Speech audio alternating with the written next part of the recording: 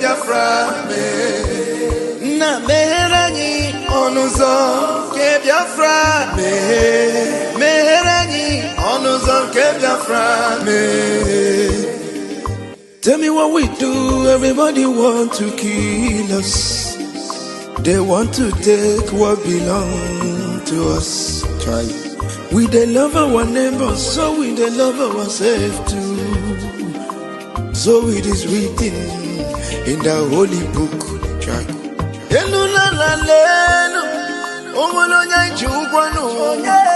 You find a channel,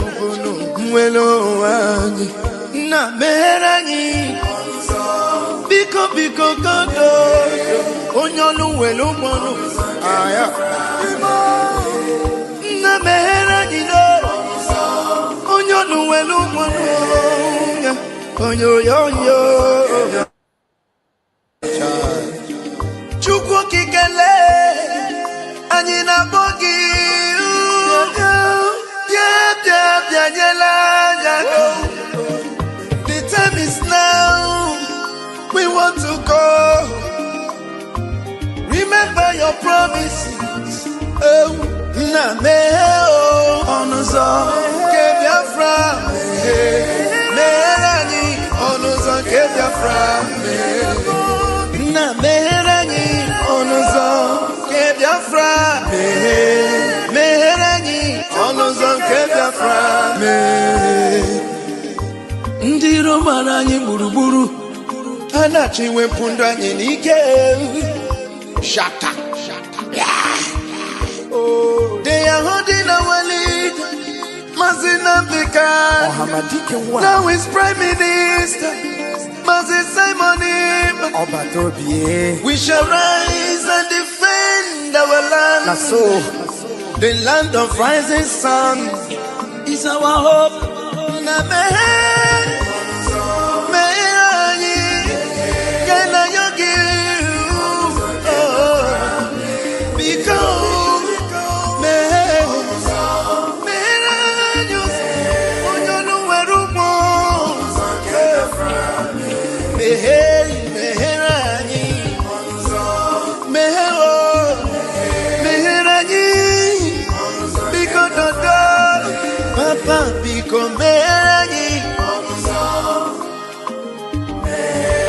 Yogi bikonu sitende muziki kame iwele yo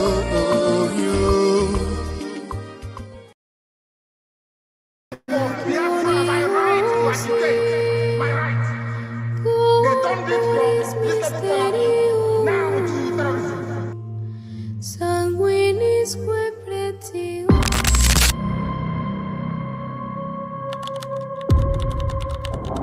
Breaking news reaching us now, the leader of the indigenous people of Biafra, IPOB, Nnamdi Kanu, has been arrested, extradited to Nigeria, and is right now being arraigned at the Federal High Court in Abuja.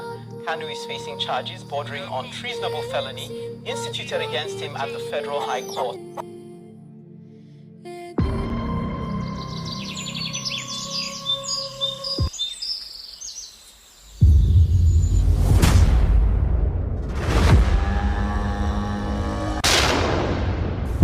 It was an unjust war.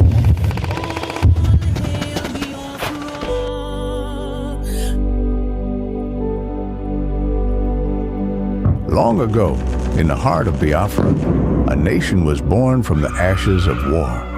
A war that scarred the land and its people, yet it never killed the spirit of freedom. The war aim of Biafra is purely to prevent ourselves being slaughtered, nothing more.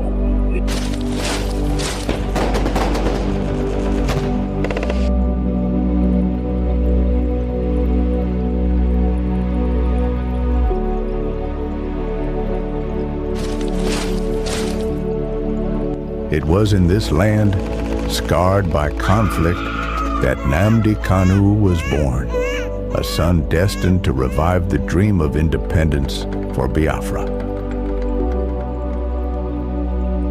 And if anybody is going to judge our success and failure in this war, it will have to depend on how much we have prevented the enemy from killing us.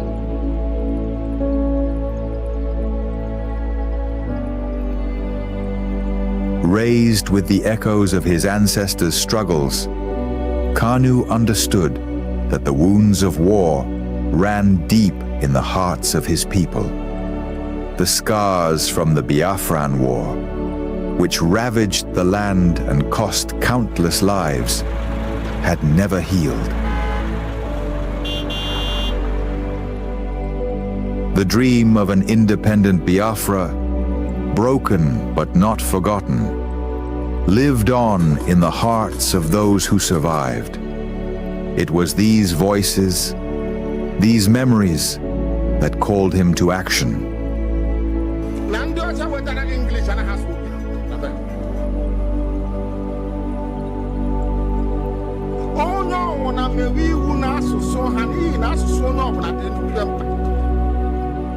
As Nnamdi Kanu grew, so did his voice.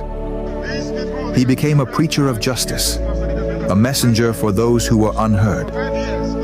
He spoke not just for his generation, but for all those whose lives were shattered by the war.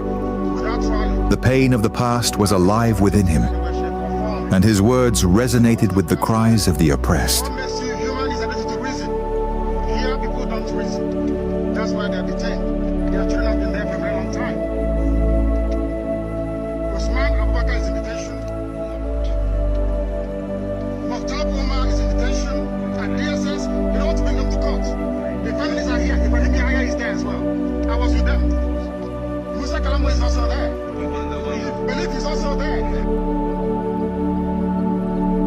But as Kanu's message spread, so did the fear of the establishment.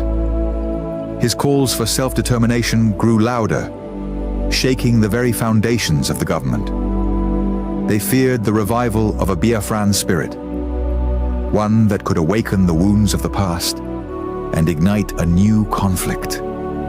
And so, they moved against him.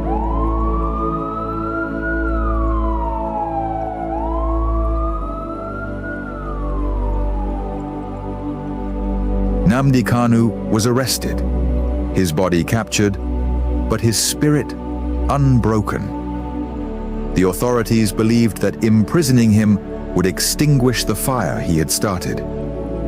But they failed to understand the depths of his cause. The pain of the war, the bloodshed of the past, was not something easily forgotten. It was a flame that could never be fully extinguished. His arrest became a symbol of the struggle that began in the blood-soaked fields of the Biafran War. The demand for freedom was still alive. The fight for justice continued, not just for Nnamdi Kanu, but for all the lives lost, for all the children born into a world of scars.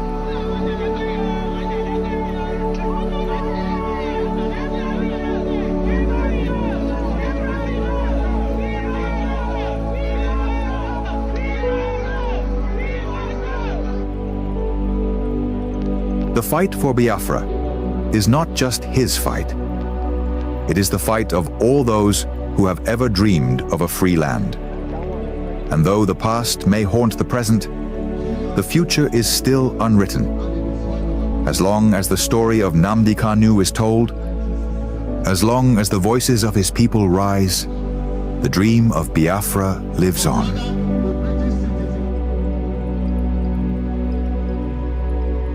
Arrested again, again, again, again, again, again, again, and yet again.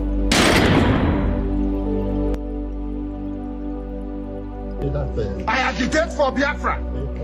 I agitate for Biafra, my right to agitate, my right.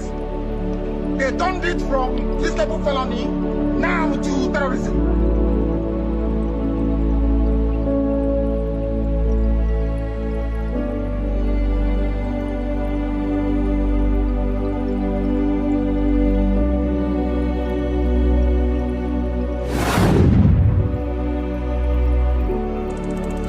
This is Nnamdi Kanu speaking. Biafra land, listen. They thought they could silence me, but they didn't just cage me. They caged your spirit. They made you forget that our land still bleeds, that our people still suffer, that nothing has changed. 5 years in chains. But what about you? Are you not free? Or have they bound your voice with fear? The struggle was never about me, it was about you, your children, your land, your future.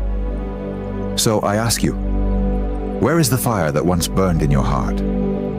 Where is the voice that once roared for freedom? Wake up! Rise again. Speak. Act. Remember who you are. This is Nnamdi Kanu.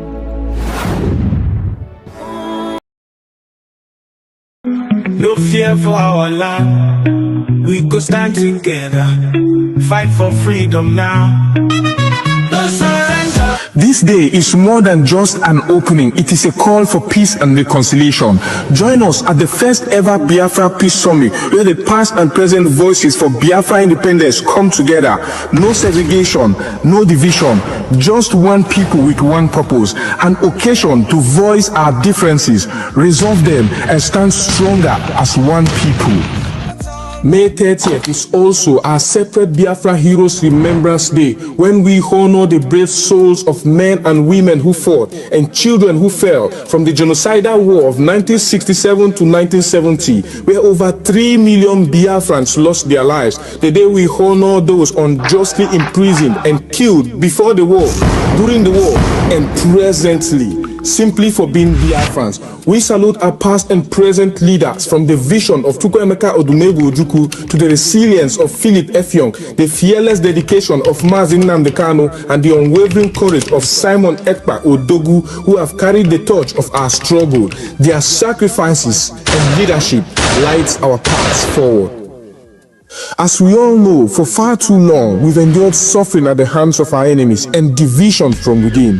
This summit is power-packed to heal those wounds, to uproot seeds of discord planted among us, and to unite Biafrans across tribes, regions, religions, and political views. Together, we are unstoppable. Be part of history. Join us on May 30th, 2025 at the United States of Biafra headquarters in Washington, D.C. A day of unity, remembrance, and renewal. Biafra rises as one strong nation, bolder together. Venue, 11726 Connecticut Avenue, Northwest Washington, D.C. Time, 3 p.m. Biafra time and 10 a.m. Washington time. 30th of May 2025, a united Biafra. Our time is now. This message is proudly sponsored by the Office of the United States of Biafra Deputy Prime Minister, Her Excellency Dr. Ngozi Orabweze, and the Biafra Information, Telecommunication and Postal Service. My name is Marvelous Chukwubikem Arinze.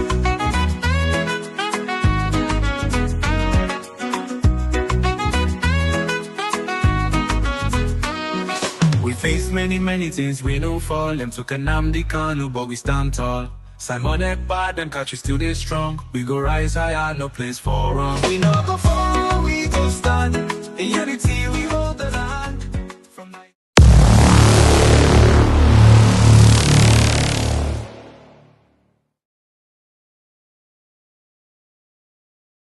of Biafra and Nigeria, and maybe this map tells a little bit of the story.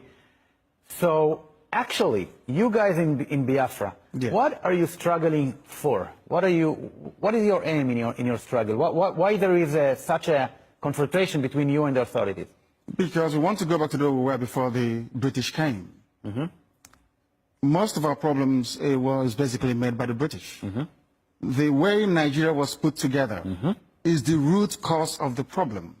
I'm talking about these days. Okay, there was a war, and Biafra was kind of independence between 1967 and 1970, I guess. That's correct, yes. And since then, it's part of Nigeria. What do you want? You want an independence state of Biafra? You want to be a Jewish state? You want kind of autonomy? What did you like? What do we want? We what want an independent Biafran state that is absolutely independent of anything to do with Nigeria.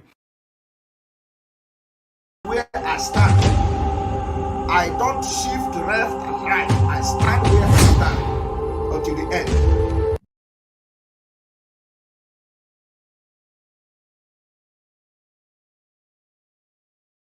Instead of Biafra not to come, Nigeria will be burned to ashes. And I promise you today, instead of Biafra not to come, we, every single individual in Biafra government, in all the structures that our PM has laid down, we will burn Nigeria down. I want all the 40 states of Biafra to be resolute. More than ever at this time, the Biafra Liberation Army and Biafra Defense Forces, now is the time to be more resolute. Our PM has given instruction. Any Nigerian military, Nigerian police, Nigerian Air Force, anything wearing Nigerian uniform inside Biafra land, they are the reintegrated terrorists that Nigeria want to use to kill and stop Biafra. So the Biafra Defense Forces, this is the time to increase it towards our final restoration. Welcome, welcome, welcome. We are here once again, as always, bringing information to the Biafran people, wherever you are watching us from. Please tighten up your seatbelt and join us on this very explosive and exclusive section. Remember, every evening we come here for review. So I want you to tighten up your seatbelt and join this review. It is mind-blowing and it's going to be explosive. You are going to give overwhelming information that will blow your mind like never before.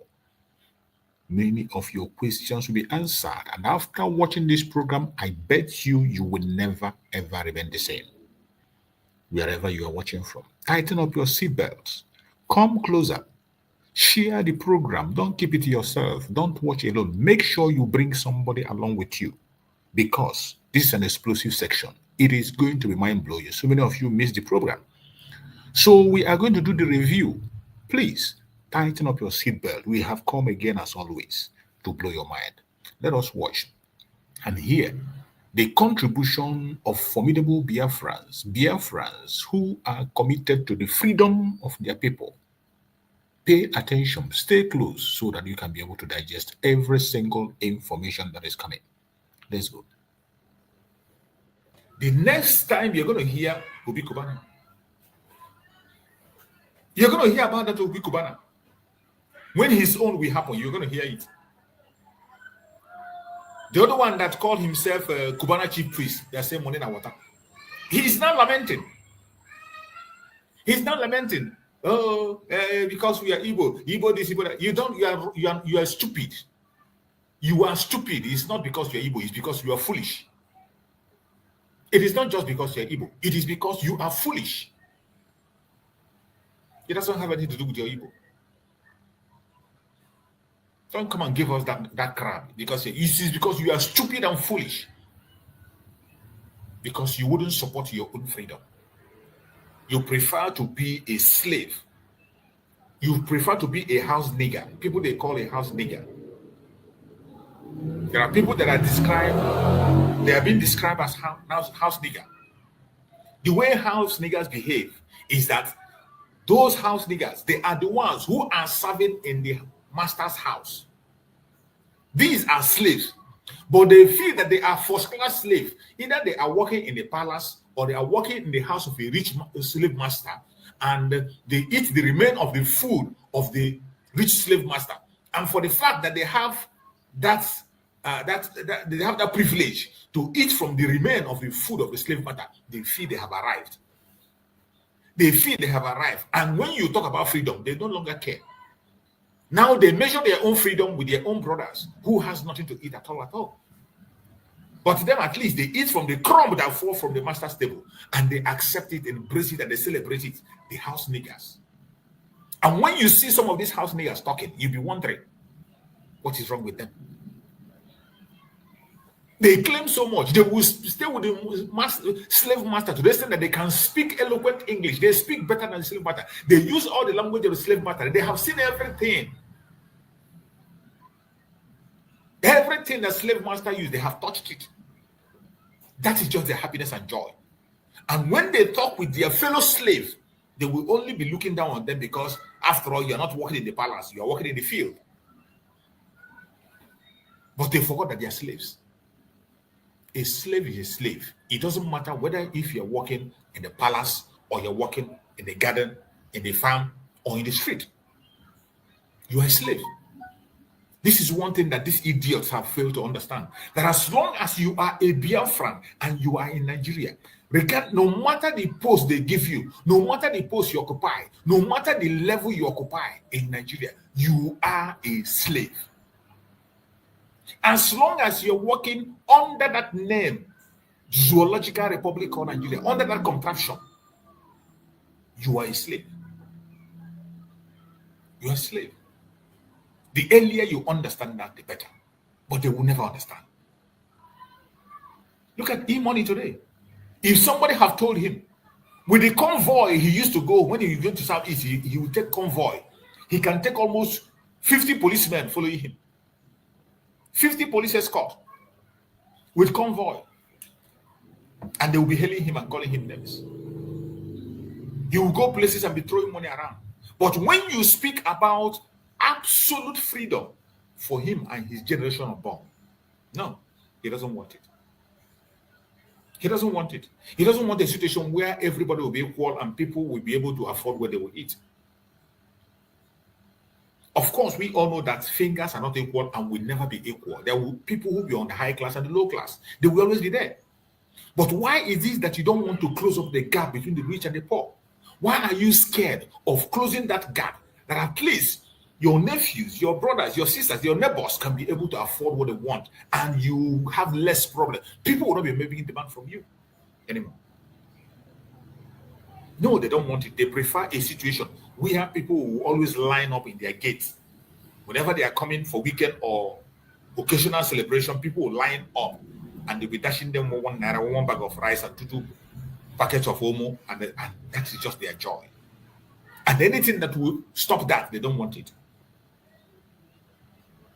We have so many of these idiots in Biafra land. Pride, envy, jealousy.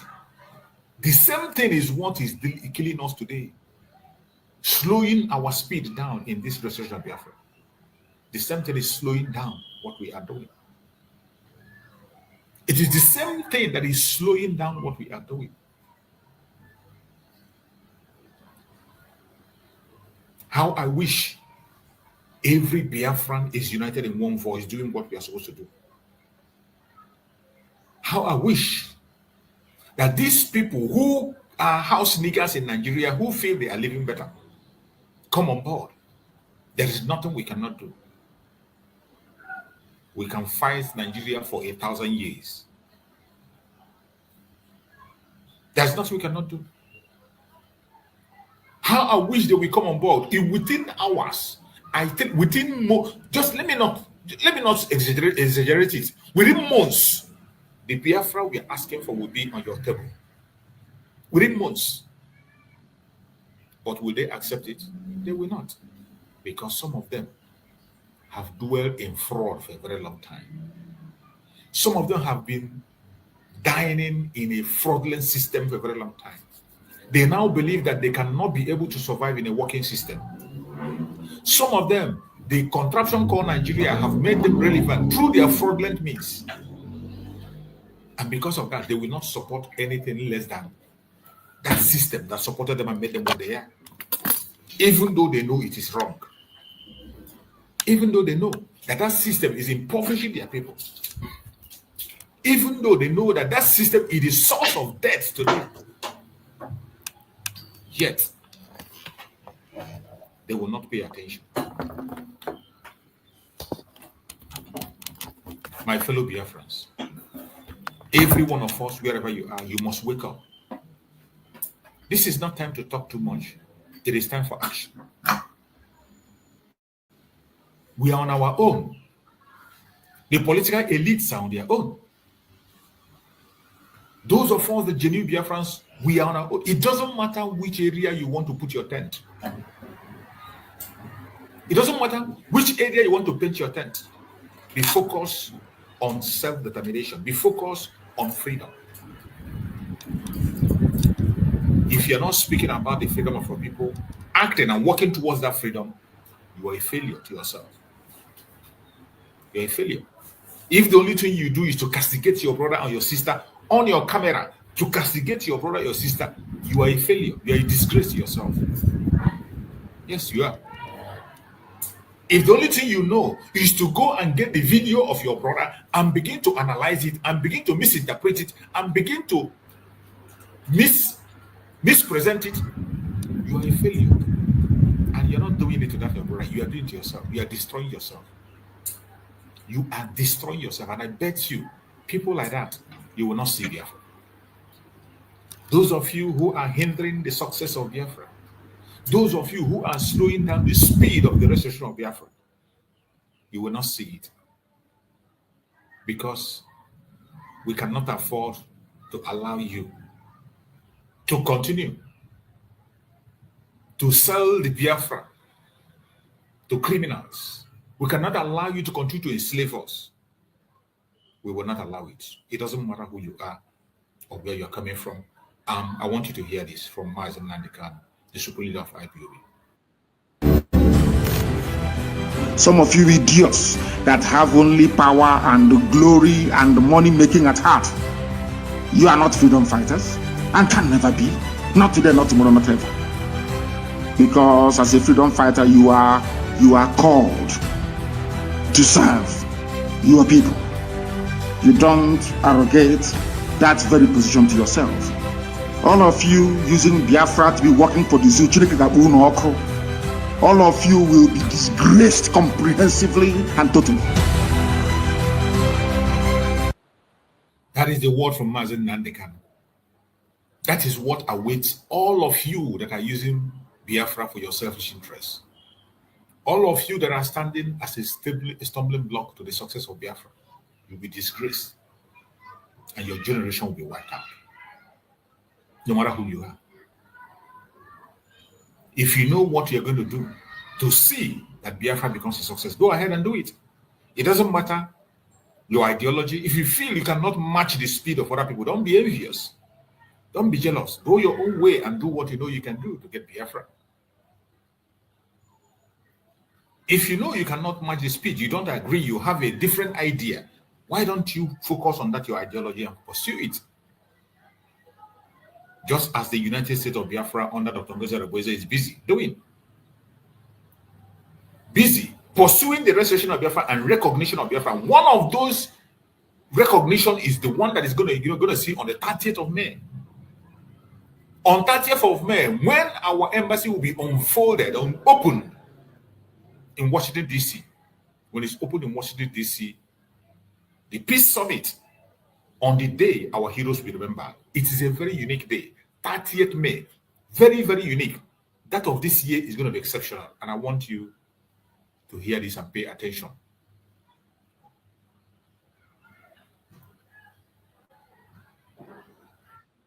No fear for our land. We go stand together. Fight for freedom now. No surrender. This day is more than just an opening. It is a call for peace and reconciliation. Join us at the first ever Biafra Peace Summit, where the past and present voices for Biafra independence come together. No segregation, no division, just one people with one purpose. An occasion to voice our differences, resolve them, and stand stronger as one people.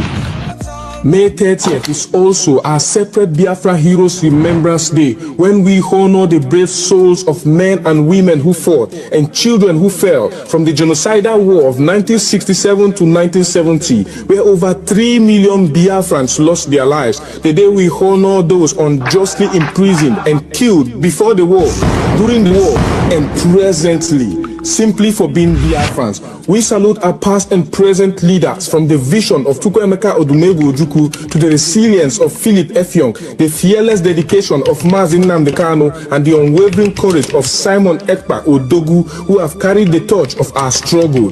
Their sacrifices and leadership lights our paths forward.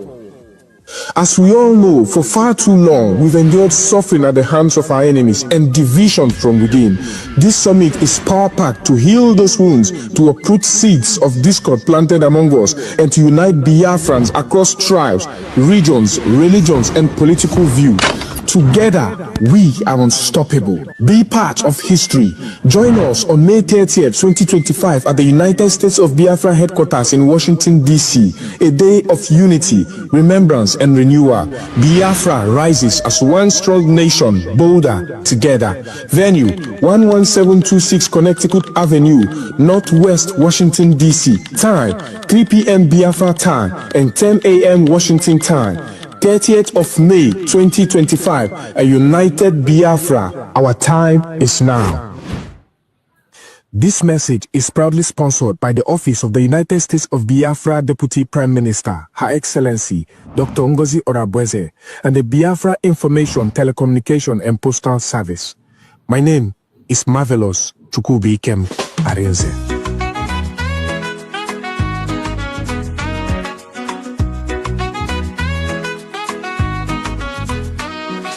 Face many things, we no fall. Them took a Nnamdi Kanu, but we stand tall. Simon Ekpa, them catch you still they strong. We go rise higher, no place for wrong. We no go fall, we go stand. In unity, we hold the land. From night.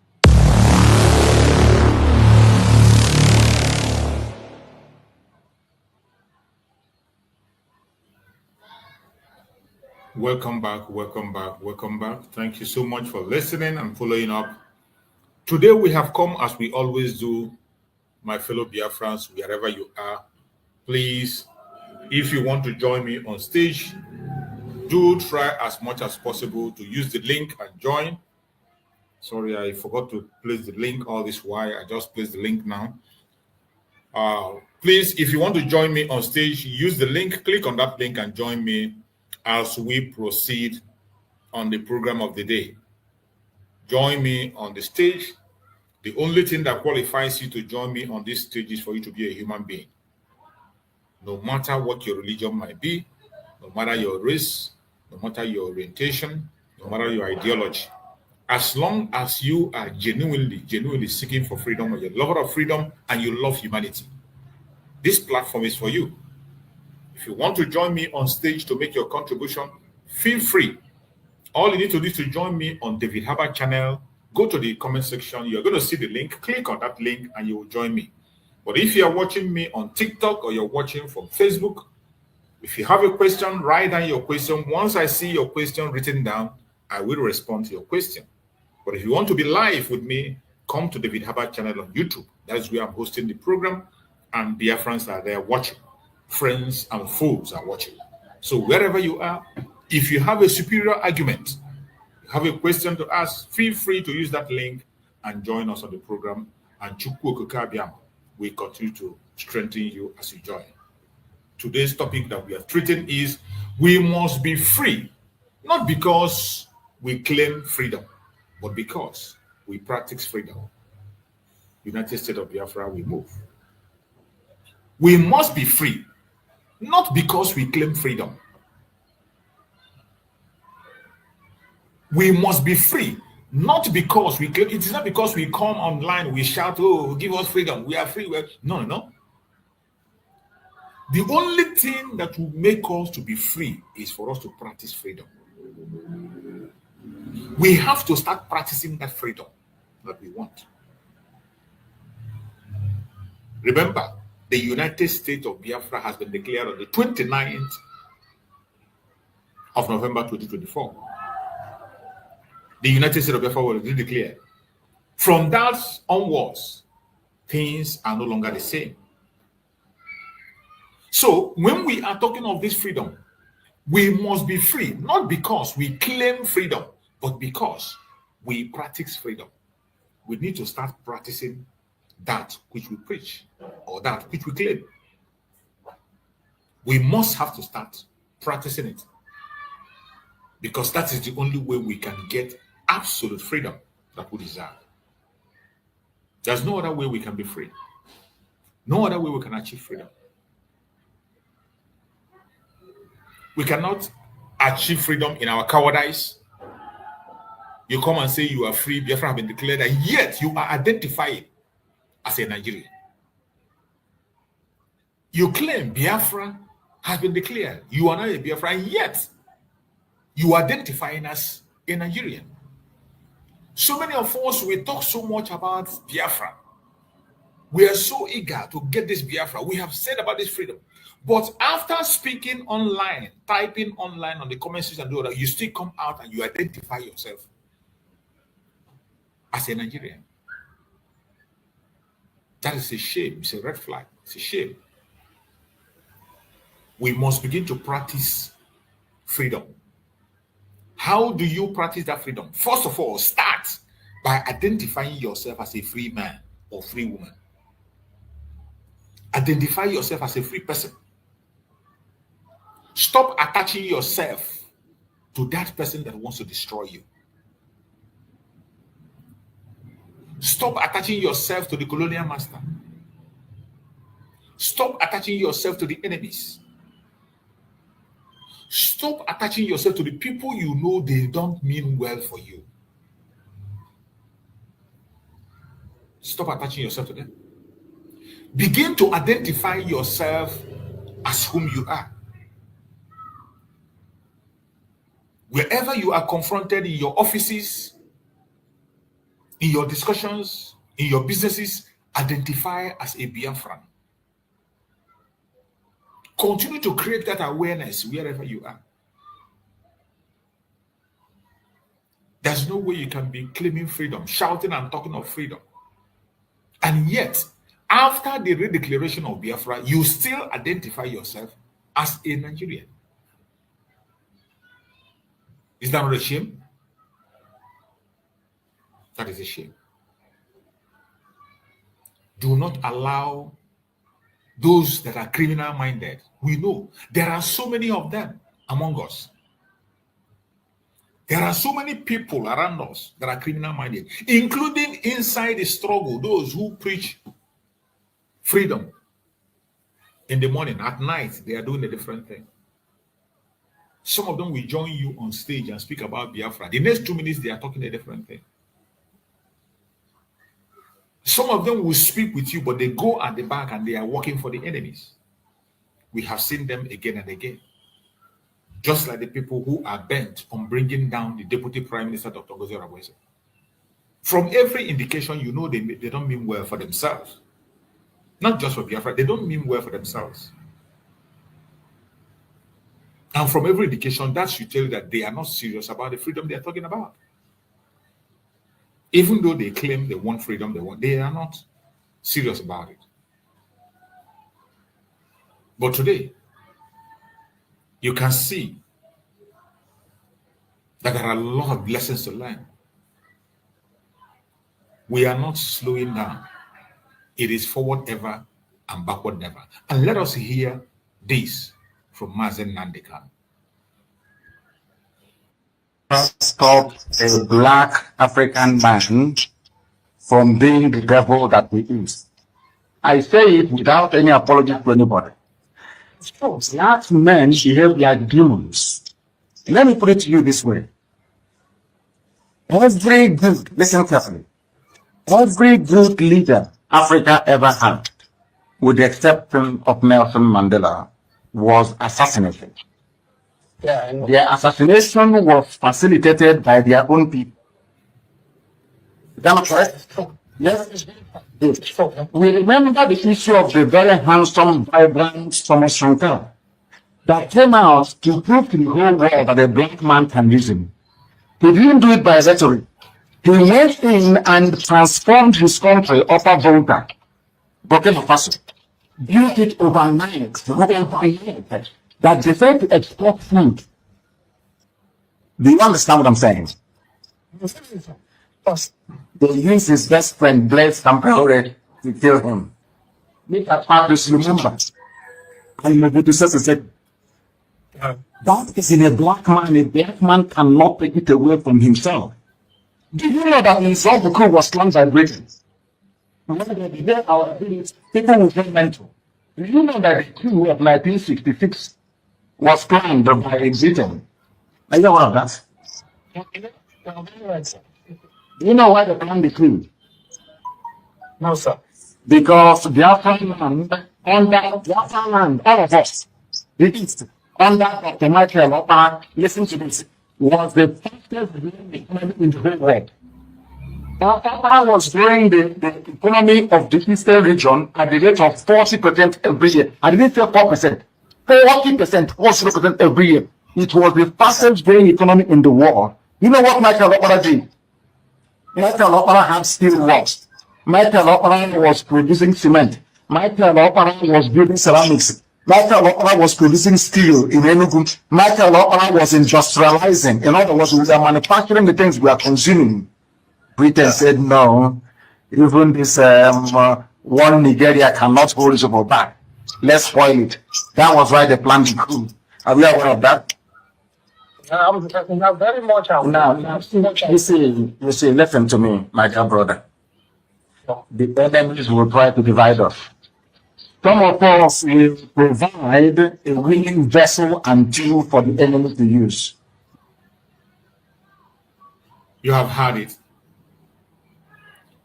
The message of Mazen Nandekano, still on what I am saying. We must be free, not because we claim freedom, but because we practice freedom. You just heard from Mazen Nandekano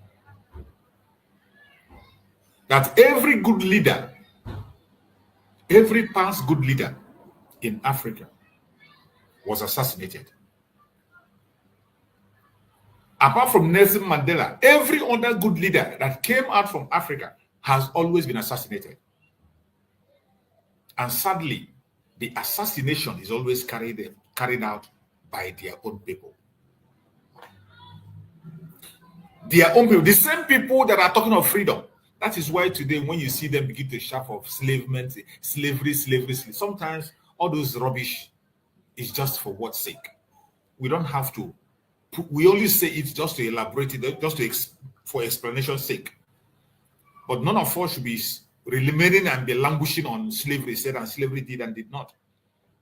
Because these colonial masters have gone far away for a long time. But today, the reason they say have influence in our land is because of our own people. The same people who will come with you and discuss with you and say they want a free nation, they will be the same people who will go to the bank to collect money and sell that same nation to the slave master. You heard from Mazen Nandekano that every good leader in Africa has always been assassinated. And who are those that carry out the assassination? It is still people from that same continent, from that same country. These same people that are crying for freedom, are crying for good day, they are still the same people. Every good leader has already been assassinated. The case of Thomas Sankara is very clear. Assassinated by a friend who is almost a brother. That was the person that was used. His own people. Muammar Gaddafi was assassinated by his own people. In fact, disgraced. His corpse played on. A man that built Libya by himself. But then people were not, the eyes of people were not open. The West was busy projecting the negative part to us, just showing you the negative. But I tell you, ask somebody who is in Libya today if he can be able to compare it with what we had in the days of Gaddafi.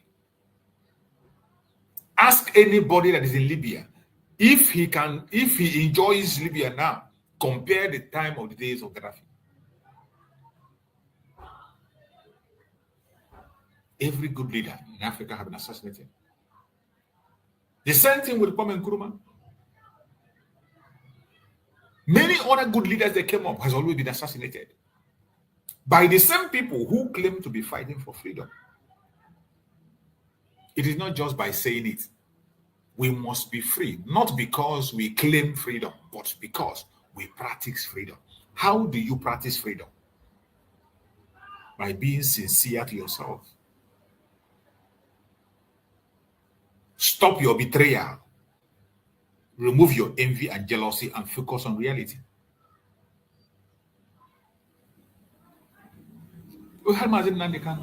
Every good leader has always been destroyed by his own people, his own kingsmen. People. Look at the case of Mazen Nandeka. You trace his betrayal, how Mazen Nandeka was betrayed into the hand of the contraption called Nigeria, and they went and kidnapped him. The persecution he's facing up to today is being superheaded by his own people. We had when the confession was made that they were rounding up on Mazen Nandeka. Who were those rounding up? The same governors in the southeastern part of Nigeria that he wants to save. They were the one that planned, rounded up. They made financial contribution to go all the way to Kenya and kidnap Mazen Nandeka. They sponsored it. And today they are not hiding it. In their court, they went to their House of Senate and they said that they do not support the release of the supreme leader of IPOB, Mazen Nandeka. Even when he has won his case, international community are asking for his release. Voices are shouting for it. The senators gathered together, all the senators in the southeast, and they said Mazen Nandeka should not be released.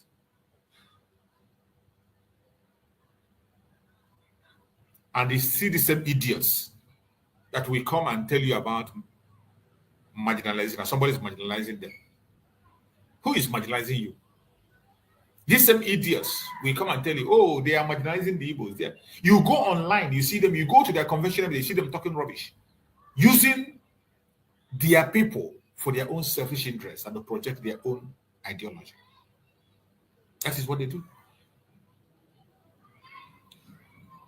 We must be free, not because we claim freedom, but because we practice freedom. How many people today in Africa practice freedom? How many people? Look at South Africa. South Africa, with all their freedom fighting, that all Africa came together and fought for their freedom, and they got it today. That is where you have the highest hatred for the black people. The xenophobia. In South Africa, that is where you have the highest hatred to black people. That is where they kill their fellow black, take their life, destroy their properties. They don't want to set their eyes on their fellow people who followed them and suffered. And at the same time, they are telling you that they want to be free. They are telling you that they want to be in charge and that someone is marginalizing them, that the whites are taking over everything, the whites are superimposing themselves on them, and yet, look at them within themselves, what they are doing to their own fellow brothers. We must be free, not because we claim freedom, but because we practice freedom. Very good example is South Africa. Are they practicing that freedom they are trying to get? Are they practicing that freedom they are trying to get from the white folks over there? Their own enslavement and xenophobic idea, is it not worse than what they are facing in the hand of the white there?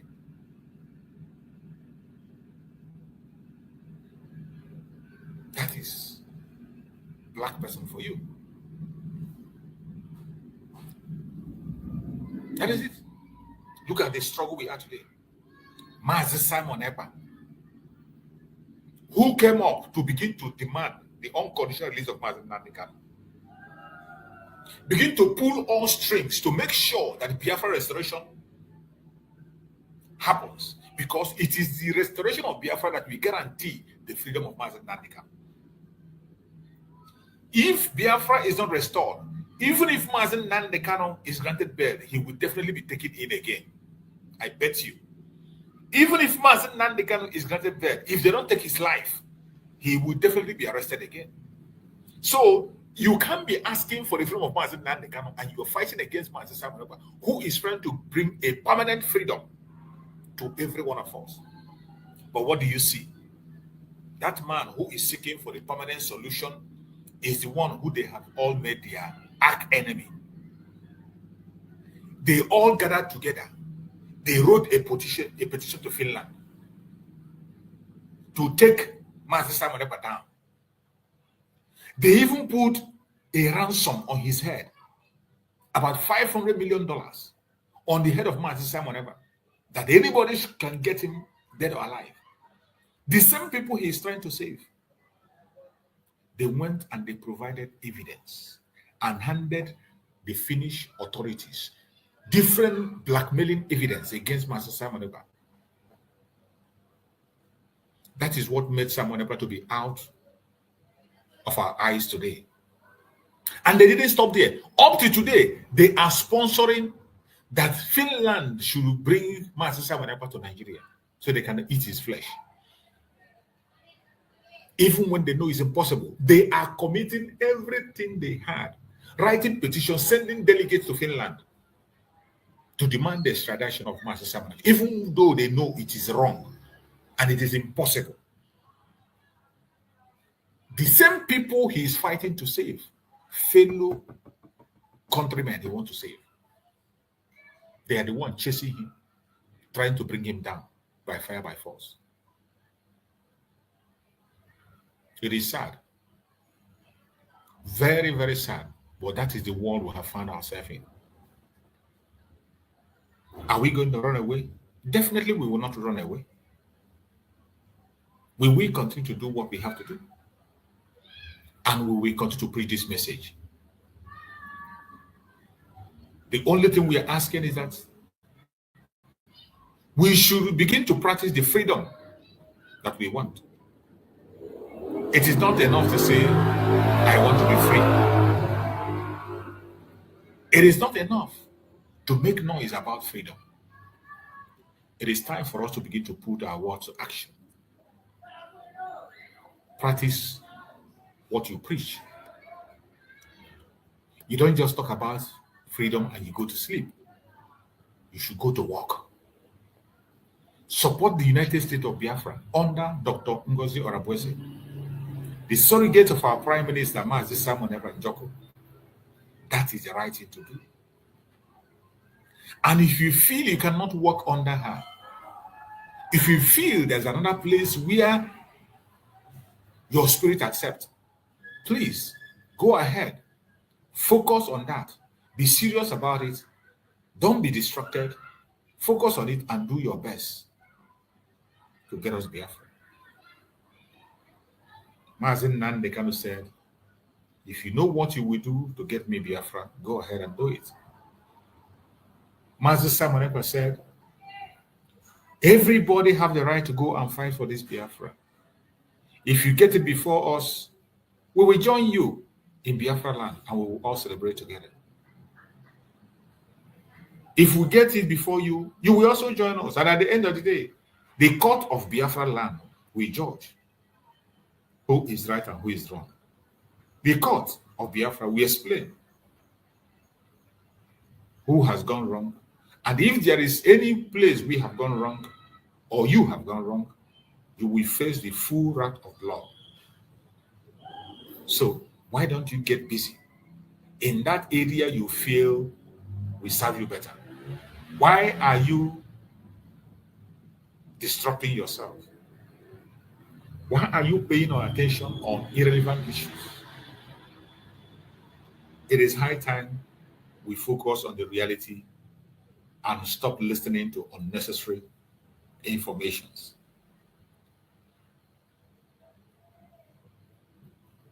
We are going to read some of these updates that is in the United States of Biafra platform. I have told all my followers, if you want to be having update of the United States of Biafra, what is going on, make sure you follow the Twitter handle of the United States of Biafra verified account. You will see a Twitter handle, the United States of Biafra government verified account. Follow it so that you can be getting daily updates on the progress that has been made. You can also follow the platform of our Deputy Prime Minister for you to get update of what is going on. Very important. These are the updates that we have here that came in about 2 hours ago.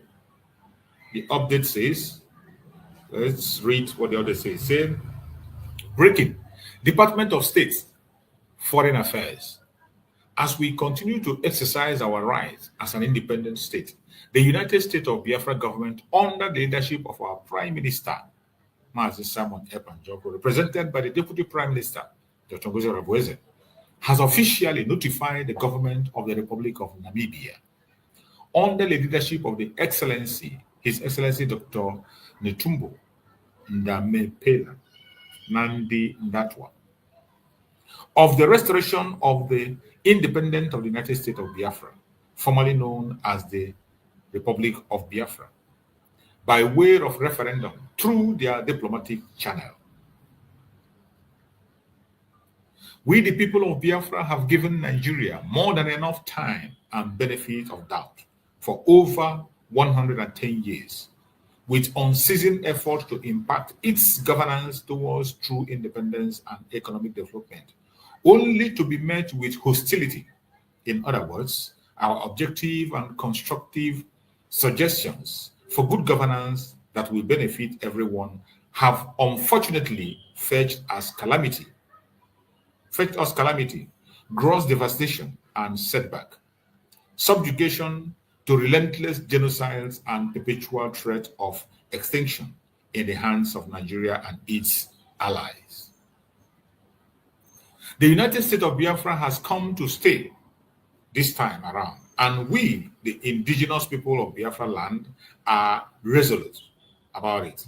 Biafra aspires to become a hub of trade, commerce, and industry, leveraging our strategic location, abundant resources, and skilled workforce to drive economic growth, reduce poverty, and improve our citizens' overall quality of life. This is our latest update that came. Namibia have been officially informed about the redeclaration of Biafra. Biafra have informed Namibia officially. So many countries of the world have been informed already, and we continue to reach out to all these countries and let them know that Biafra has been redeclared. And we will continue to bring these updates from time to time and make sure that Biafrans are carried along. That is one of the things we are supposed to do, and we will continue to do. So wherever you are watching this program from, it is in your own hand to make your own contribution, add your own effort to the restoration of Biafra. Do not allow anybody to deceive you. Do not allow anybody to cajole you. And have it at the back of your mind that there is nothing for you in Nigeria. No matter how you pretend, it's just a question of time. Nigeria will happen to you, and you will understand that you are not wanted in that zoological republic. Today, it might be looking like a movie to you. Today, it might be looking like a story to you. But I tell you, it's just a question of time. You will begin to understand every single thing we are saying. And you will know that Nigeria is not for you. Nigeria is not for you. You can continue to pretend for all I care. You can continue to pretend that you're not seeing it, you're not hearing it. You can pretend that all is well for you. But I bet you that your pretense cannot last for too long. Because in a short while, the result will be out. And for every evil you have done against Biafra, you will pay. We have no place in Nigeria, and we have no faith in Nigeria. Nigeria is not meant for you, not for me, and it's not meant to benefit any one of us. The only thing we can do for ourselves is to walk away from this contraption and be in a place where we are wanted. Our own nation, Biafra. So I ask every Biafran that is on this program today, wherever you are, you must prepare your mind, prepare your heart, prepare your soul for what is coming. A lot is going to happen in coming days. A lot is going to happen in coming days. And do not take it for a joke. Do not take it for a joke. Nigeria is gone and gone for good. For those who do not know, let me bring this up. This is a report that is being brought up, and I would like us to look at this report, what it says. Media report, killings in Nigeria. This is what the media report of the killings in Nigeria. You can see how numbers of human beings are being reported. And when you see this kind of reports coming, nobody is acting, nobody is saying anything. The whole world is still moving forward as if nothing is wrong. Everybody is still going on their businesses as if nothing is wrong. These are numbers of human beings. What you are seeing here are human beings. And this thing you are seeing is just an estimate. Just January to March. January to March 2025, about 2,000 deaths have been recorded in Nigeria. 2,000 people lost their life. 136 police officers and soldiers lost their life in Nigeria. In a country where there is no war. You can imagine. Just between January and March, 2,000 human beings have lost their life in that contraption.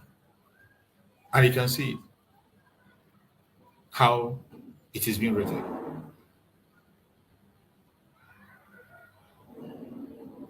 That is how they rate it. Look at this one. These are affected states. Look at the affected states.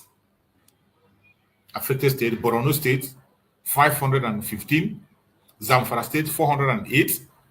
Katsina State, 155. Benue State, 101. Niger State, 68.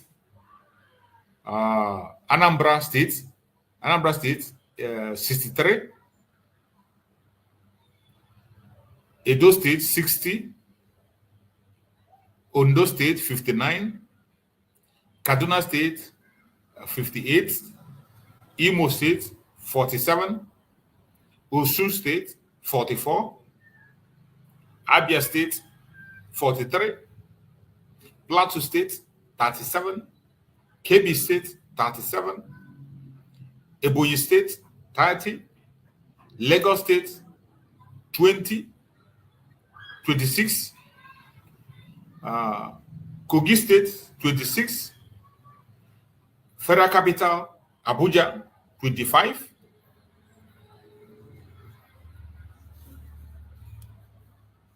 Abuja, 25. Yobe, 24. Rivers State, 24. Sokoto, 23. Osun, 23. Delta, 23. Jigawa, 15. Nasarawa, 12. Kano, 10. Oyo, 9.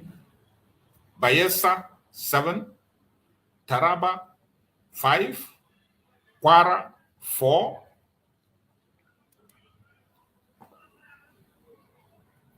Cross River, 4. Bauchi State, 4. Akwa Ibom, 3. Adamawa, 3. Enugu, 2.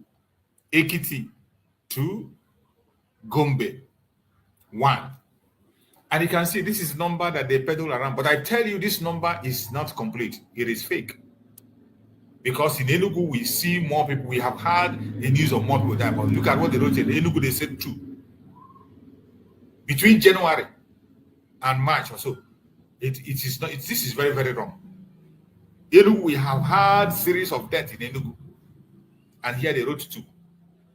That's how they manipulate. And this is their figure, how they wrote it by zones. In zones here, they put it zone by zone. In northern zone, that is where you have the highest loss of life. In northern zone, you have 706, you have 552, you have 273, and in the middle belt, and in the southwest, you have 163. In the south, it has 185, and in the River State and other places, you have 121. You see? These figures you are seeing here is totally rubbish. It is not true. It is not true. These figures are not true. They are not correct. They are manipulated. From all angles, when you look at this figure, you see they are manipulated.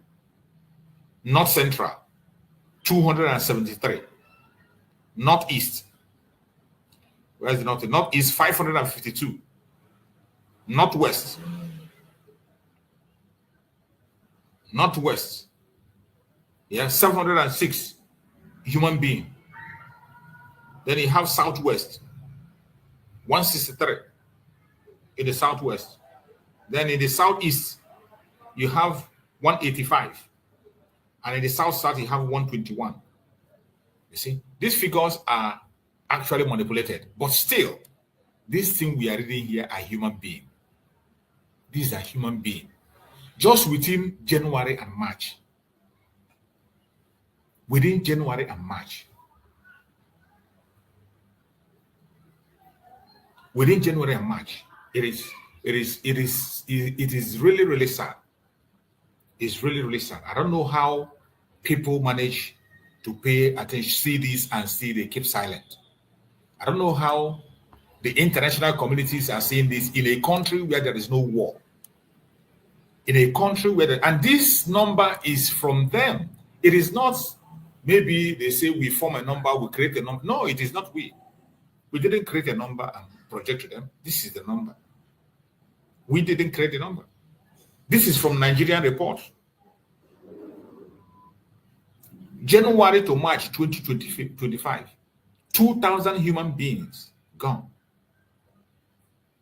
136 personnel, police, security personnel gone within the space of January to March 2025. And I'm telling you that this figure is wrong. This figure, this is not all there is. With this figure, it is manipulated.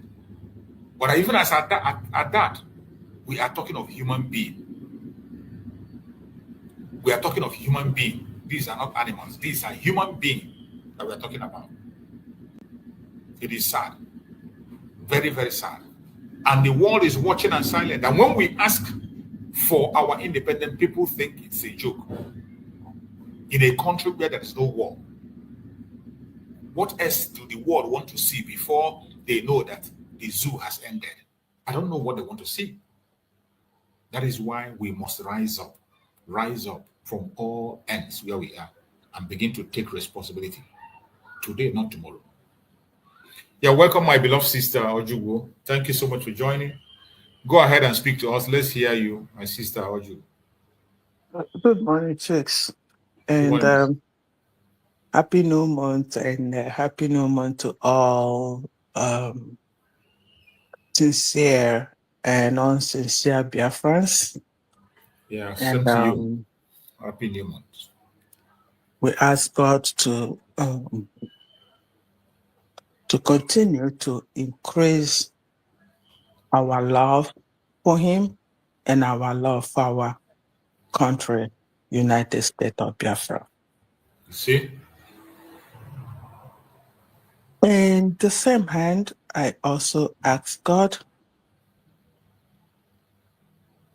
to give grace to those who have turned themselves to do evil, who have destroyed that little spirit in them that always tell them the right thing, to manifest itself, that they may repent and embrace the freedom. Because if you want freedom, then you want United States of Biafra. Because what we're asking both God and human is freedom. It's freedom to live. That's all we're asking. Freedom to live.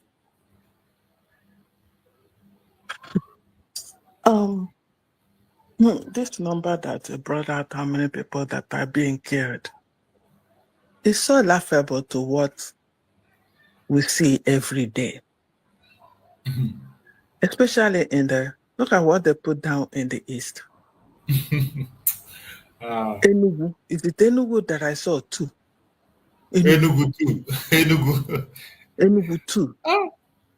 Just imagine what their media is reporting. Oh my. Well, everybody knows that Nigeria as a country was built on lies and manipulation. And that's how they roll. That's the only way, that's the only thing they understand. Because they said, as you make your bed, so you lie on it. Nigeria, bed was fraudulent. And that's why everything is fraud. And fraud is nothing to them, it's normal life. It's survival of the fittest. So, but we're talking about life. Life. Innocent life. I hope, did they put down how these people lost their life? I didn't get that part. What happened to them? Did they identify that these are killed by Fulanis? They wouldn't do that. So what do they? So what is the topic and how do they die? No, I'm asking. It doesn't have a title. Media reported what? You say media reported the killing in Nigeria. Killing in Nigeria, that's all. Killing in Nigeria by who? By Doreen? By me? Or by Thunderstorm? See? And we're talking about European Union, AAU, UUU, BBU. That's not what they're after. That is not what they're after. They're after your natural resources. Exactly. If they can get these small Fulanis to wipe you, all of you out, for them to take the natural resources, they're going to do that. They do that. Look at the only single one man that is doing well and his country. You see when you're doing well, the country is coming out in full force to defend him. Exactly. To defend him. Let Beribe, do I know what his name is? Go ask him, why don't his people love him? Why did the people love him? The same question he asked Mazen Namdekala. Because he has the love of his people in heart. They want to provide. I saw on the news the company where they produce cashew nuts exported, employed people. Then the young man, and they are this UU and AU and whatever you call them, this men on white skin. Look at them fighting a way to take his life out, doing everything. So how do we think that they're after our life? Now, you can imagine African Americans here that brought here since 19 Brigidim for slavery are still fighting Black Lives Matters. They still, you see them doing protests and this and Black Lives Matters. You see that? Yeah. So, these people, if Africa don't come together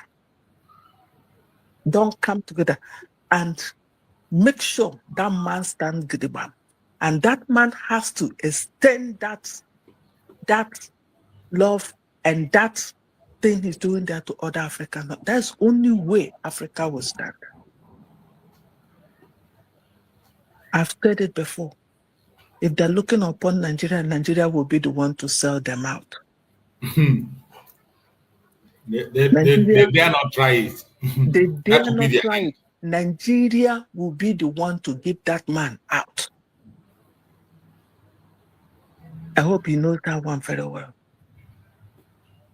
Look at all the lives, and yet they are not bold enough to say how this life were lost. Life lost in Nigeria. By who? That's the first question anybody will ask you. Exactly. You see how stupid they are. Life lost in by what? Because we didn't hear earthquake. We didn't hear thunderstorm. No natural disaster, no war. We didn't hear any natural disaster at all. So who did this? Who? Is it a natural death? If you write this thing and tell me life lost, and the first question any human being will ask is, by what? By who? Is it natural resources or is it by human making? And they're publishing it. Idiot. They're telling us, showing us not. Let's start clapping them. An innocent life loss. Not by anything, just innocent life loss. And our people will not come together and say enough is enough. After the place, if you know you can make it May 30th in our new embassy, be there. Show that solidarity. Reconciliation. Leave what it is behind. Focus on that Biafra and nothing more. Biafra. Don't even look at anybody's face. If anybody says, what are you doing here? I'm here for Biafra. Sure you did. That answers your question. I'm not here for you, please. I'm here for Biafra. That's only thing that licenses you to be there. Because you're a Biafra and you want Biafra. Even if you're not Biafra, but you're fighting for Biafra, you want Biafra to cease, go there. It's when you go there to start looking at somebody's face or evil mind, that's where you have a problem.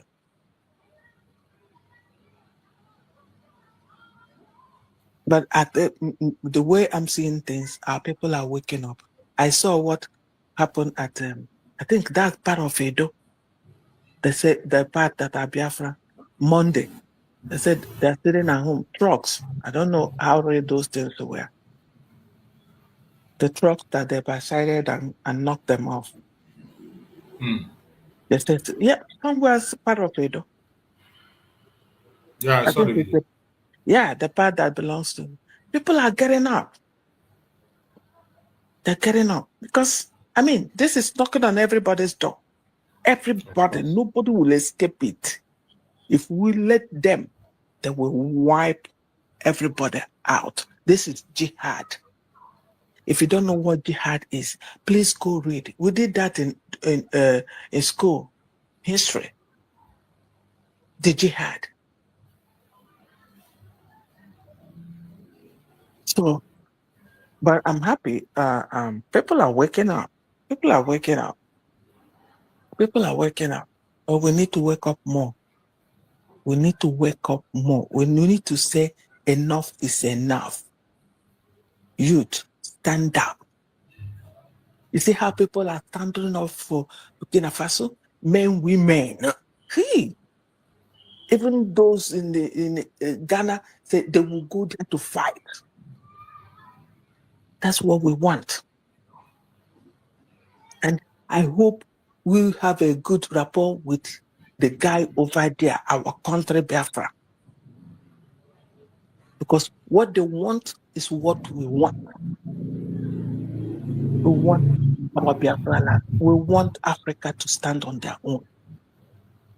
Because let me tell you, any day Africa stand and say enough is enough, European country will collapse. Completely collapse. Me and you will run away. They will collapse. And that's what they're fighting. And they're going to fight with everything they have. They don't even mind creating another third world war or fourth world war. Because for something that does not belong to them. So, but we are not going to give up. If they want to wipe all of us, we are ready. But our country, we want our country. Burkina Faso is now leading us. And why? My question is, why are they focusing on that guy? Mali is the same. Niger is the same. Why are they focusing on that guy that is even the one working? Huh? It's just, hey. Okay, my dear. We'll be hanging up and getting ready for work and while listening. Thank you so much. Thank you so much, my sister. I appreciate you for that wonderful contribution. Thank you so much. My brother Greg, I can see you there. Go ahead and speak to us, bro Greg. Yes. Thank you, Mazechus. Good afternoon. My greetings to our sister in the studio and all the listeners, the Biafrans all over the world. I greet you all. I salute our PM, Master Simon Ekpa, wherever he might be. We pray for him. Today is 1st of May. May the power of God rest upon him and strengthen him and give him victory from today first to the end of May. And we pray for our leader, Mazen Namdekano, that God had led him on Friday, on Tuesday this week. We double his angels to lead him on tomorrow coming, the second hearing. That heaven who spoke on Tuesday will come down and speak for him again tomorrow. And the evidence will be testimony and victory. That is our prayer. And those who are mocking Mazen Namdekano, those who are clapping and those who are gathering like vultures will be scattering will be their portion. Yes.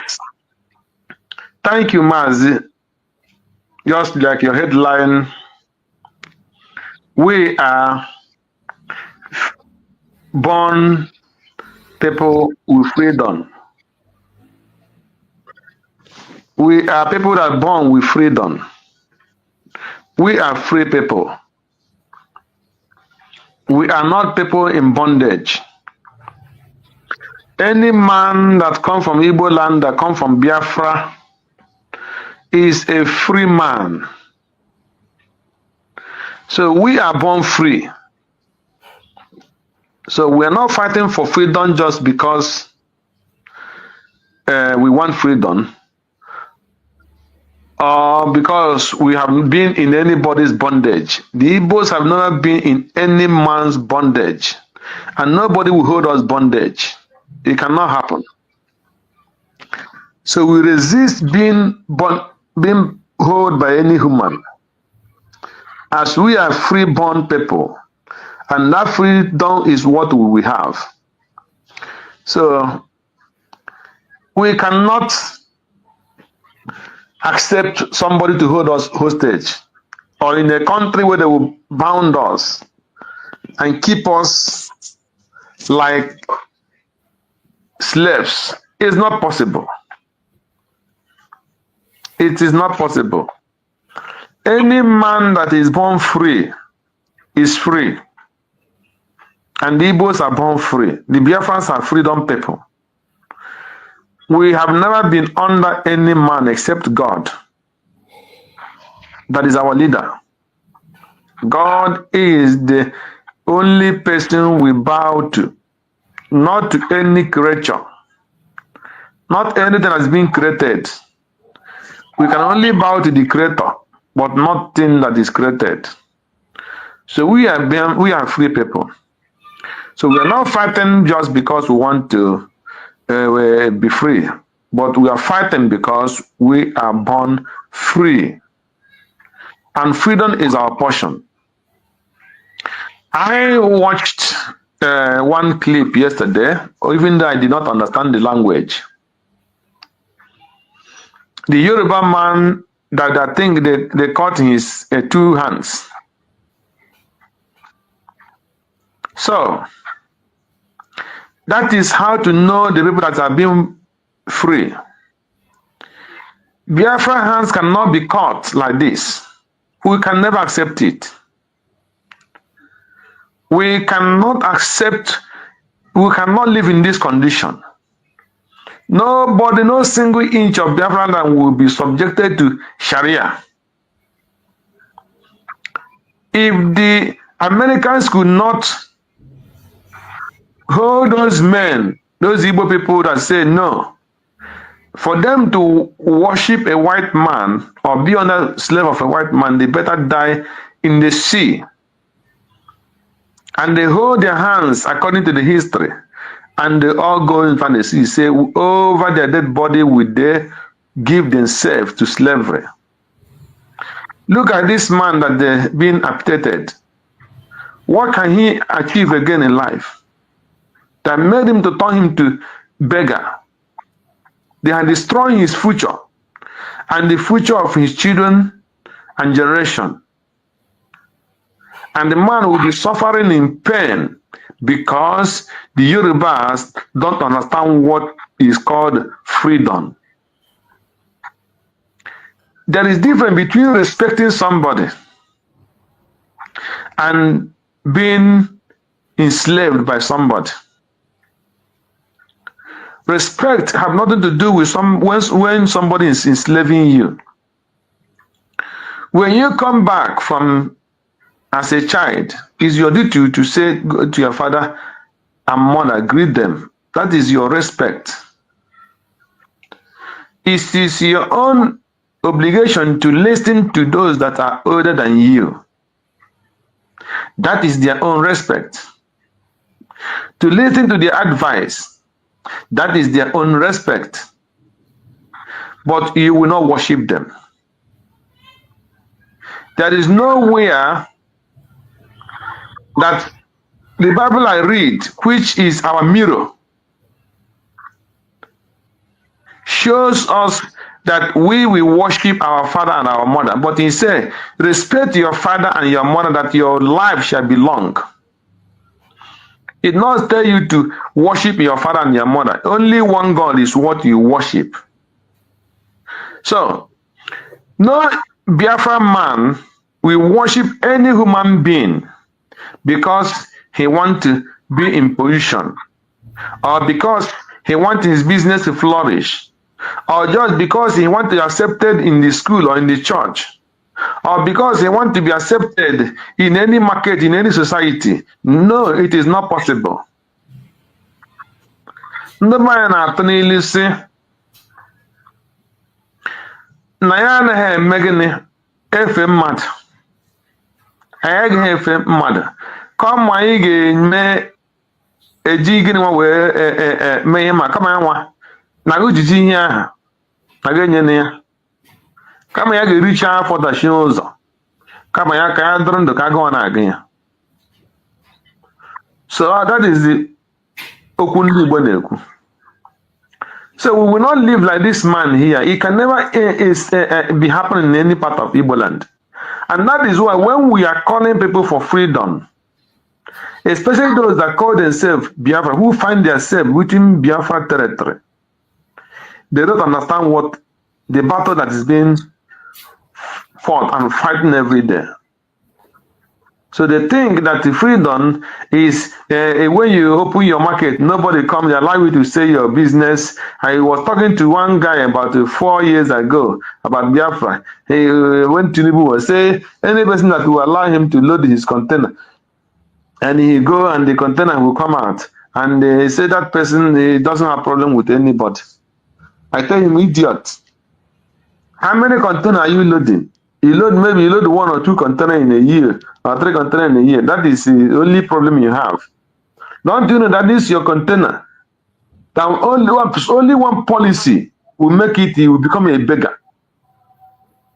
Only one single policy will make you to turn, your life will be wasted. So when they are talking about freedom, you don't know the cost of freedom. They're talking about any person that will allow you to. What is it? How much do you have in that your container? So you see where his level of understanding. You see. And that is how many of us are living today. When you tell him about freedom, he thinks that he's free because maybe they allow his children to enter his school in Lagos or in Abuja, then he would think he's free. Maybe nobody have attacked his shop, nobody have attacked his business, and then he think he's free. He forgot only one policy they will make against you. All those your shop and everything you have in Abuja will be wasted.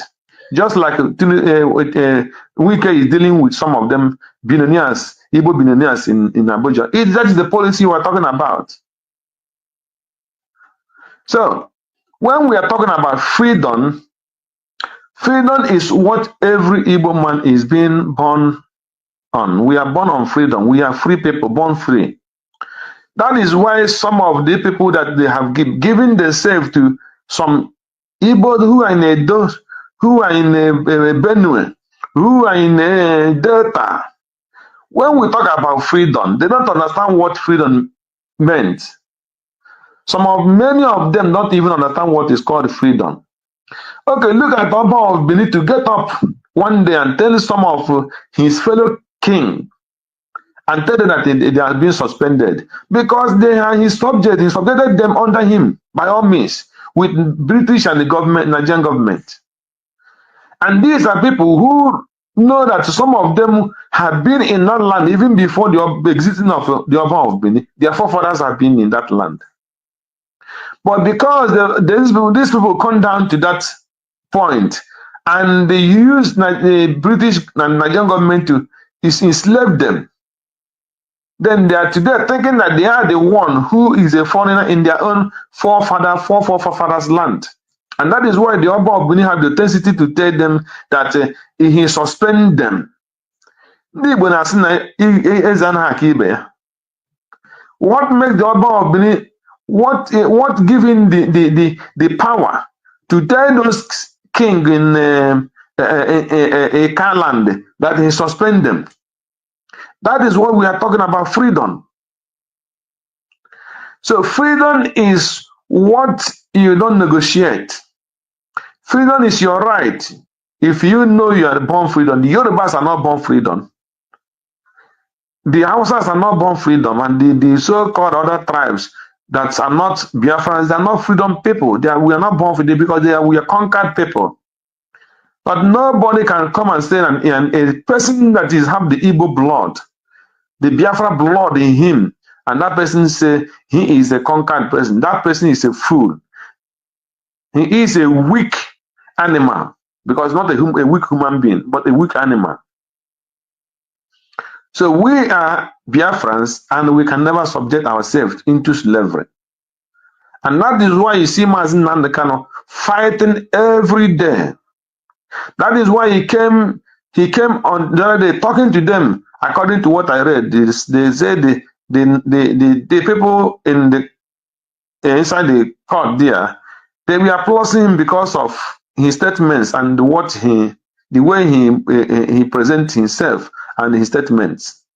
Because Nnamdi Kanu is born free, the blood of freedom is run all over him from head to toe. That is whom we are. So we will not accept somebody to hold us bondage. It is not because most of our Igbo politicians today have long throat. Because when they flash 2 naira, 3 naira, they show him a flashy car, then he will forget himself into slavery. That is why you will see Uzodimma doing hopeless things he's doing, and he come out and say he should be forgiven. But try knowing fully well that he's fooling himself. That is why you see him by misbehaving, because they have sold their conscience.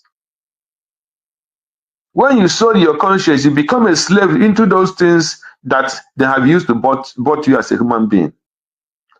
So they sold their conscience because of power. They slave themselves because they want to be in power by all means. That is why I tell people who are forcing themselves to be somebody in Biafra agitation to go home and think. Anything that you are taking by force, that the Biafrans did not give you, you will not be there for a long time. I'm telling you. Except the Biafran man look at you and say, you be the leader of our people, and the Biafrans support you. But the Biafrans that tell you from the day one that you are not their leader, when the time comes, you will surely fade away. Because if the Biafrans are not choosing Nnamdi Kanu or Simon Ekman, by now nobody will be talking about them.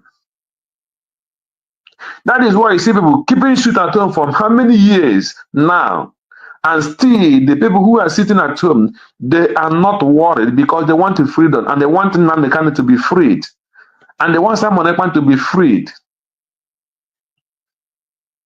Why do we want freedom? We don't want freedom because we want to kill ourselves. No, we want freedom because we want to live in peace with ourselves. And we can have that freedom with peace only when we first free our mind from corruption. When we first free our mind from long throat and whatever that kickbacks. When we first free our mind from I want to get this thing by all means, whether you like it or not, I must get it. Then you know you are the slave of a different thing. You are not a free person. So, Mazi Chus, when you say that Biafra is looking for freedom, it is because we are born freedom people, and nobody can hold us hostage. Today, nobody will hold Biafrans hostage. And as long as, whether Nigeria like it or not, that's why I continue telling them, the early they start it, the more better for Nigeria, that they know that Biafra will never go back to Nigeria again. It is impossible. If they lie, let them take it 100 years. Freedom must definitely come. So the earlier they do it, the more better for all these killings, for all these troubles.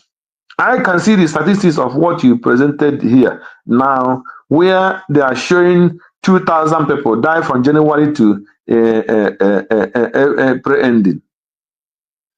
How many people died in only in God choosing in Abakaleke? How many people die in attack in Amufusi this year? How many times have they attacked? What do you call it? This thing. If people that died in any state, if less than 100 people, if people have not died since January to now in any state, but look at what they are putting, 2 people. So you see that Nigeria is a criminal land who want to enslave their people by all means. The worst thing that somebody will die is when you are lying to something that everybody can see. He's telling me that in any way, since January to April ending, it's only 2 people have died. How many people died in Hamufu and some other part of the state? So it's something that nobody can understand. So we will be free, and as a free people, we will not give up. If they like, let them go and form 100 groups in Biafra, a freedom fighting. The real freedom fighters will always emerge, and they will not give up. And we must come out at the end with victory. I saw one this criminal wrote, whether Eluchuku somebody. He was saying that Nigerian government is planning, they want to jail Mazen Kano, and they will say, they will tell the Biafrans, we will give Mazen Kano, we will give him, what do you call it? This thing, because they give it to Boko Haram. So when they do it, they will say they have given Mazen Kano, what is the language again? Amnesty. They normally yeah. Amnesty. They give him amnesty. Yeah. Then they want to use the system they're using for Boko Haram for Mazen Nandekano. When they jail Mazen Nandekano, they will say they gave him amnesty. I tell me, you are a common criminal. Mazen Nandekano have not committed any crime. Mazen Nandekano will not be accepting any whatever you call it, mercy or whatever. Mazen Nandekano will come out completely free and victorious exit from Nigerian government. So don't use your propaganda. That is what those criminals always have been planning. They are the people who went and have deal with the Nigerian governors. They are the people who have deal with the Hopos of them and the governor Soludo. Even when all the governors started talking about the deal they have with them, they started trying to cover up. Now he's trying to show that he's clever. I told him you cannot be clever. We know all your plans, but your plans will fail. Nnamdi will come out victoriously. There is nothing like amnesty. Nnamdi will not accept any amnesty from anybody because he have not committed any single crime, even one atom of criminality. Nnamdi have not committed. So if those criminals are praying for amnesty, they should go and get it for themselves, not for Nnamdi. Nnamdi is coming out acquitted and free and victoriously. So that is his own portion, not the portion of amnesty. That amnesty is made for those criminals, not for Nnamdi. He's a free man, he's a freedom fighter, and he will get what makes him to be in that freedom. That is my take. Thank you for now, my brother, and God bless you. Thank you so much, my brother, for your contribution. I appreciate you for that very line of thought, and we will continue to speak up and say things the way they are, whether they like it or they don't like it, whether they accept it or they don't accept it. That will never change us from being who we are. And we will continue to present our case before them at every given point in time. Everyone that is watching us on this program, wherever you are watching from, I urge you to always remember that we have a responsibility to support the United States of Biafra under Dr. Ngozi Orabueze today. No matter what your grievances is, our responsibility is to restore Biafra. And that is what we are going to follow until the last man standing. We are not going to give up. Not today, not tomorrow, not ever. We will continue to speak and we will continue to do what we have to do for the restoration of Biafra. Let us hear, as always, a message that is coming from the Supreme Leader of IPOB, Mazen Nnamdi Kanu. It is always good to refer to his messages. Each time you listen to it, it will teach you a new lesson and it will call back our attention whenever we are going wrong. It will also help to answer questions that is bothering in our heart. There are so many questions we are asking every now and again. Most of those questions he has already answered, but some of us are not paying attention. So we are going to go back and we will now refer again to the messages of Mazen Nnamdi Kanu. Let's see the lesson we are going to get today. forever and ever. Only a revolution can solve this very problem, because under a revolution, the powers that be, those that be making your life a misery, will be overthrown. Nobody will say it's a coup anymore. It is called popular uprising. Don't let anybody deceive you. Don't let anybody deceive you. And that is why today some soldiers are listening and they are resigning from the army. How can you be a soldier in the Nigerian army and your village is being occupied by Fulani headsmen? Imagine those from Oyo or Ondo serving in the Nigerian army. These are my Yoruba brothers who are serving in the Nigerian army. You are from Yoruba, you are serving in the Nigerian army, doing one Nigeria. But your village is being occupied by a Fulani. The same people you are serving, or you claim you are serving, your village is under occupation by them. And to make matters worse, those you are serving under their flag, one Nigeria, and the Arabic inscription, or should I say the motto of Ottoman Danfodio, to tell you how foolish Nigerians are. You don't know that the Nigerian emblem, the army emblem of Nigeria, is the motto of Ottoman Danfodio that he used to conquer Hausa people. You don't know that it is there. That's what they're using. You're fighting under the banner of your conquerors. Maybe in Sambisa forest. And now they are sending their advanced strike force into your village. And you're doing one Nigeria. I'm a Nigerian soldier. I'm a Nigerian army. That is why I commend the 127 soldiers that have resigned so far from the army. If you don't do these things I'm asking you to do, you will, when the time comes, as I'm telling them now, remember 2015, remember 2014, remember 2013, I told you all these things. I told you what was going to happen, and now they have all happened before your eyes. You've seen it. I'm warning you now. If you're serving in the Nigerian army, and you think you're loyal to Buratai, you think I'm serving my Nigeria is not a fatherland or motherland to anybody. Nigeria is not a motherland or fatherland to anybody. Nigeria is purely a British creation. A British creation. Because if Nigeria was to be a nation or country, there is no way those that call themselves the presidency Asoro can come out to support illegality in Ondo State. Because they know they are doing it for that. Why do you think they want to avenge and revenge for Sir Ahmadu Bello? Why? They knew that Ahmadu Bello and his people, so to speak, were fighting for them. They understood that. At the time, the Hausa people thought that the Fulani was fighting for them, but today it's very clear. I asked you a simple question when I began. Are you hearing Hausa Fulani anymore? No, it's only Fulani, because they have taken over the entire corner. That is one thing you need to understand. People must begin to appreciate this. If you are in the Nigerian army and you're serving the Nigerian army, you are only paving the way for the conquest of your village, the rape of your daughters, and the abduction of your mothers. I'm telling you this. You are in the Nigerian army, yes. But what the Fulanis have got in store for you is to overwhelm and to conquer you. I feel sorry for those of you who are so foolish that they cannot reason very well.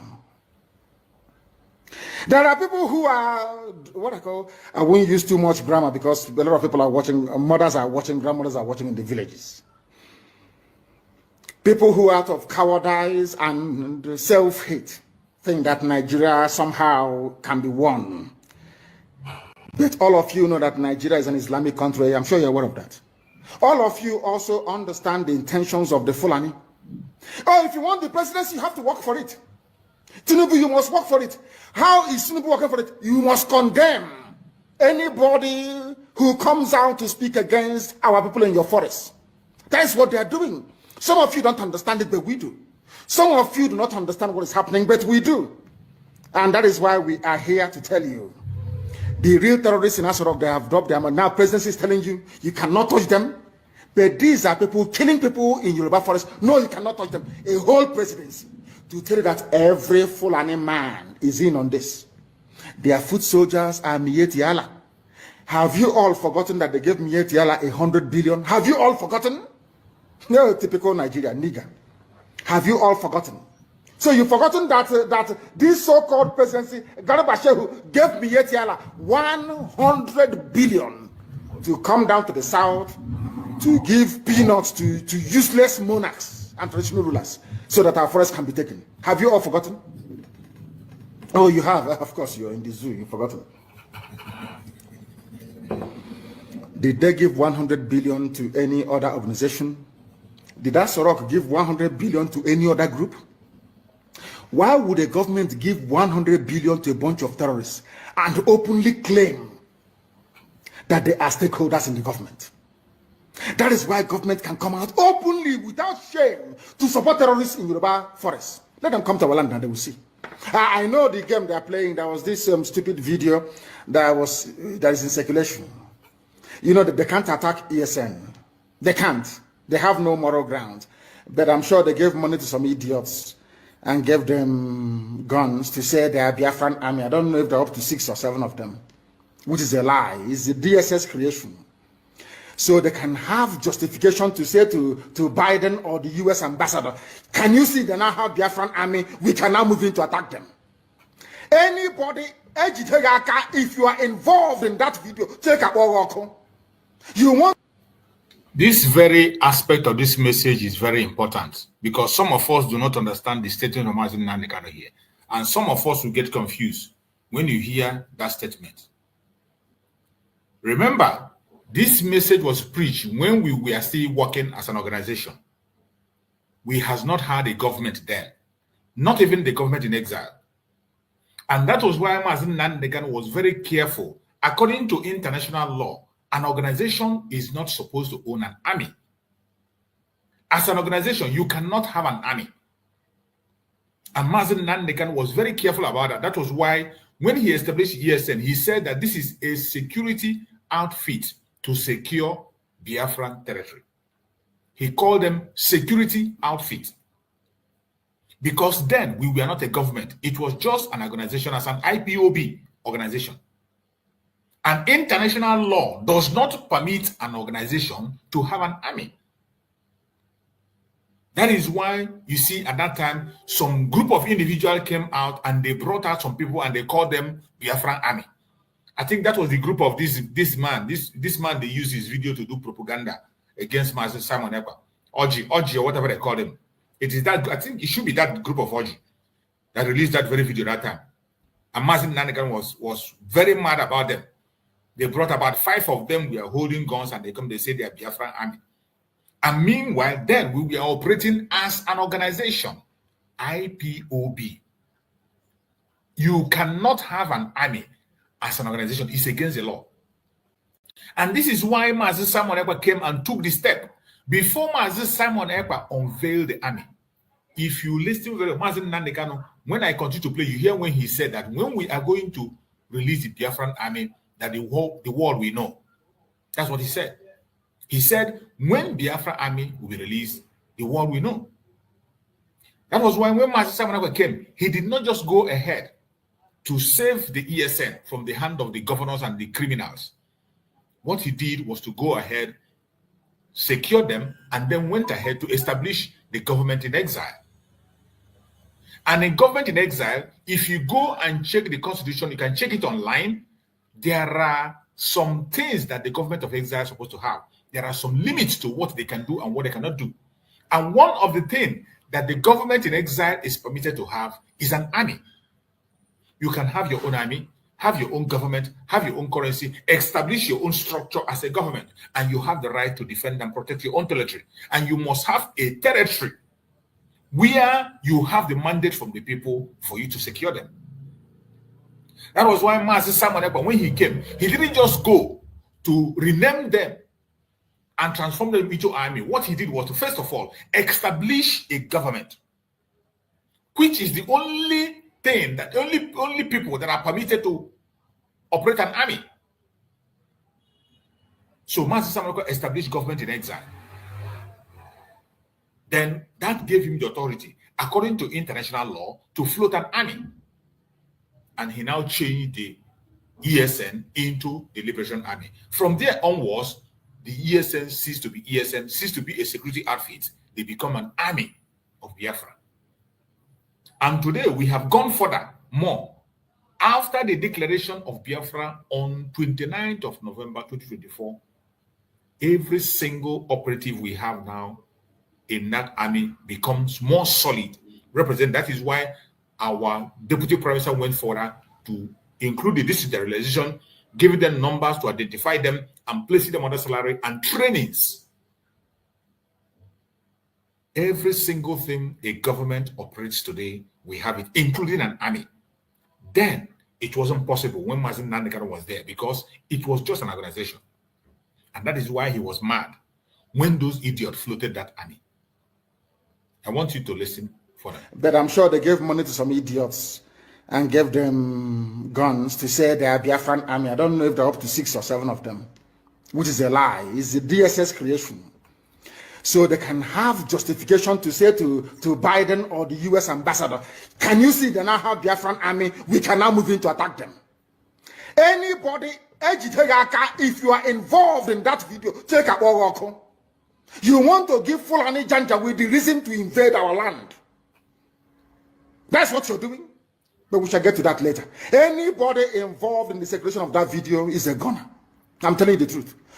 Because an organization cannot float an army. If you float an army, the government have the right to crush you down without any hesitant.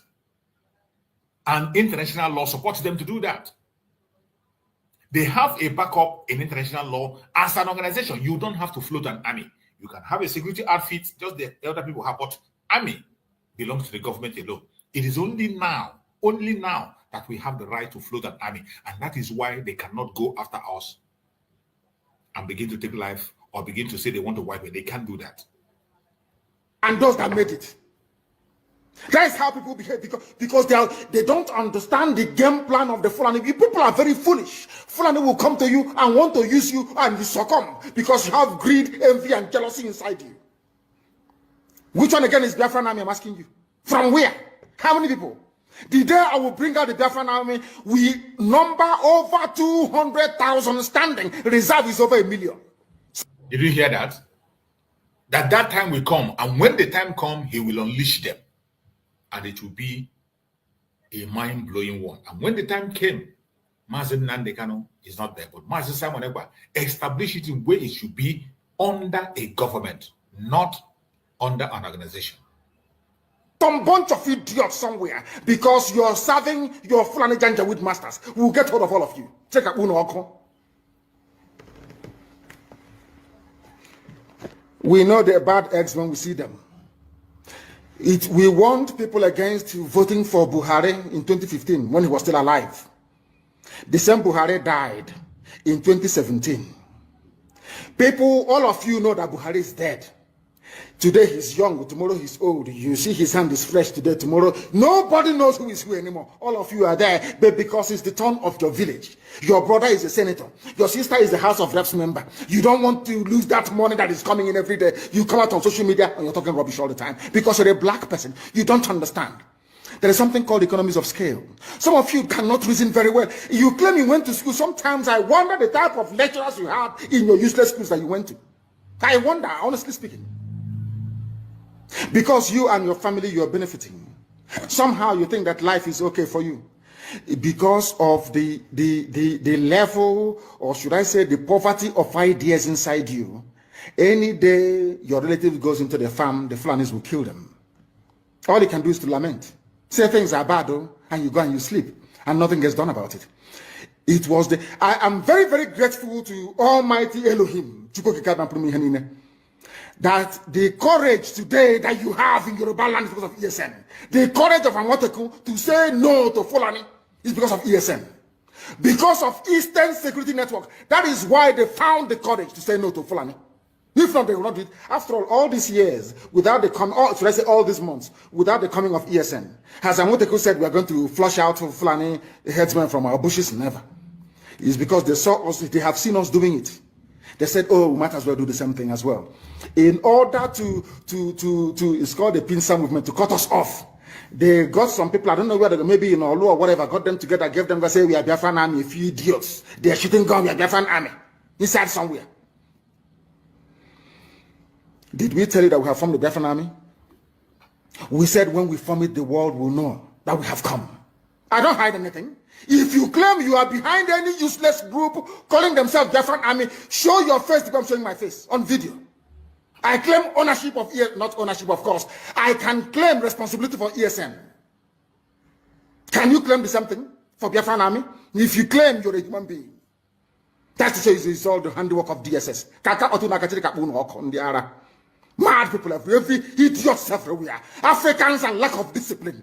You don't have discipline. You don't have discipline. That was why the white man came and conquered you, because you lack discipline. After the white man must have finished with you, Fulani came from Senegambia, because you have no brain. Lack of discipline. Every idiot thinks they can lead. They don't know what leadership entails. Every monkey thinks, oh, maybe if we have it. Nobody is funding IPOB ESN. It's only IPOB that's funding it worldwide. If you think you can bring 2 or 3 people together with a few rifles, and because of that, you can start calling for funds, you are wasting your time. You don't know our people. They won't give you a dime. Fulani is making use of your brain. You cannot see it. They come to you, oh, why don't you fight Yoruba? Oh, Yoruba is against Igbo. Igbo is against Yoruba. Fight each other. The same thing they did in the constitution of Biafra land. They told Ogoniman, you're not Igbo. He said, okay, I'm not. Ija, you're not Igbo. No, I'm not. Oh, you're not Igbo. Some of them, of course, most of them are Igbo, they agree. No, I'm not. And I want to ask you Ogoni people something today. Some of you don't understand the meaning of what is called divide and rule. You know, you read it, oh, divide and rule, they divided us.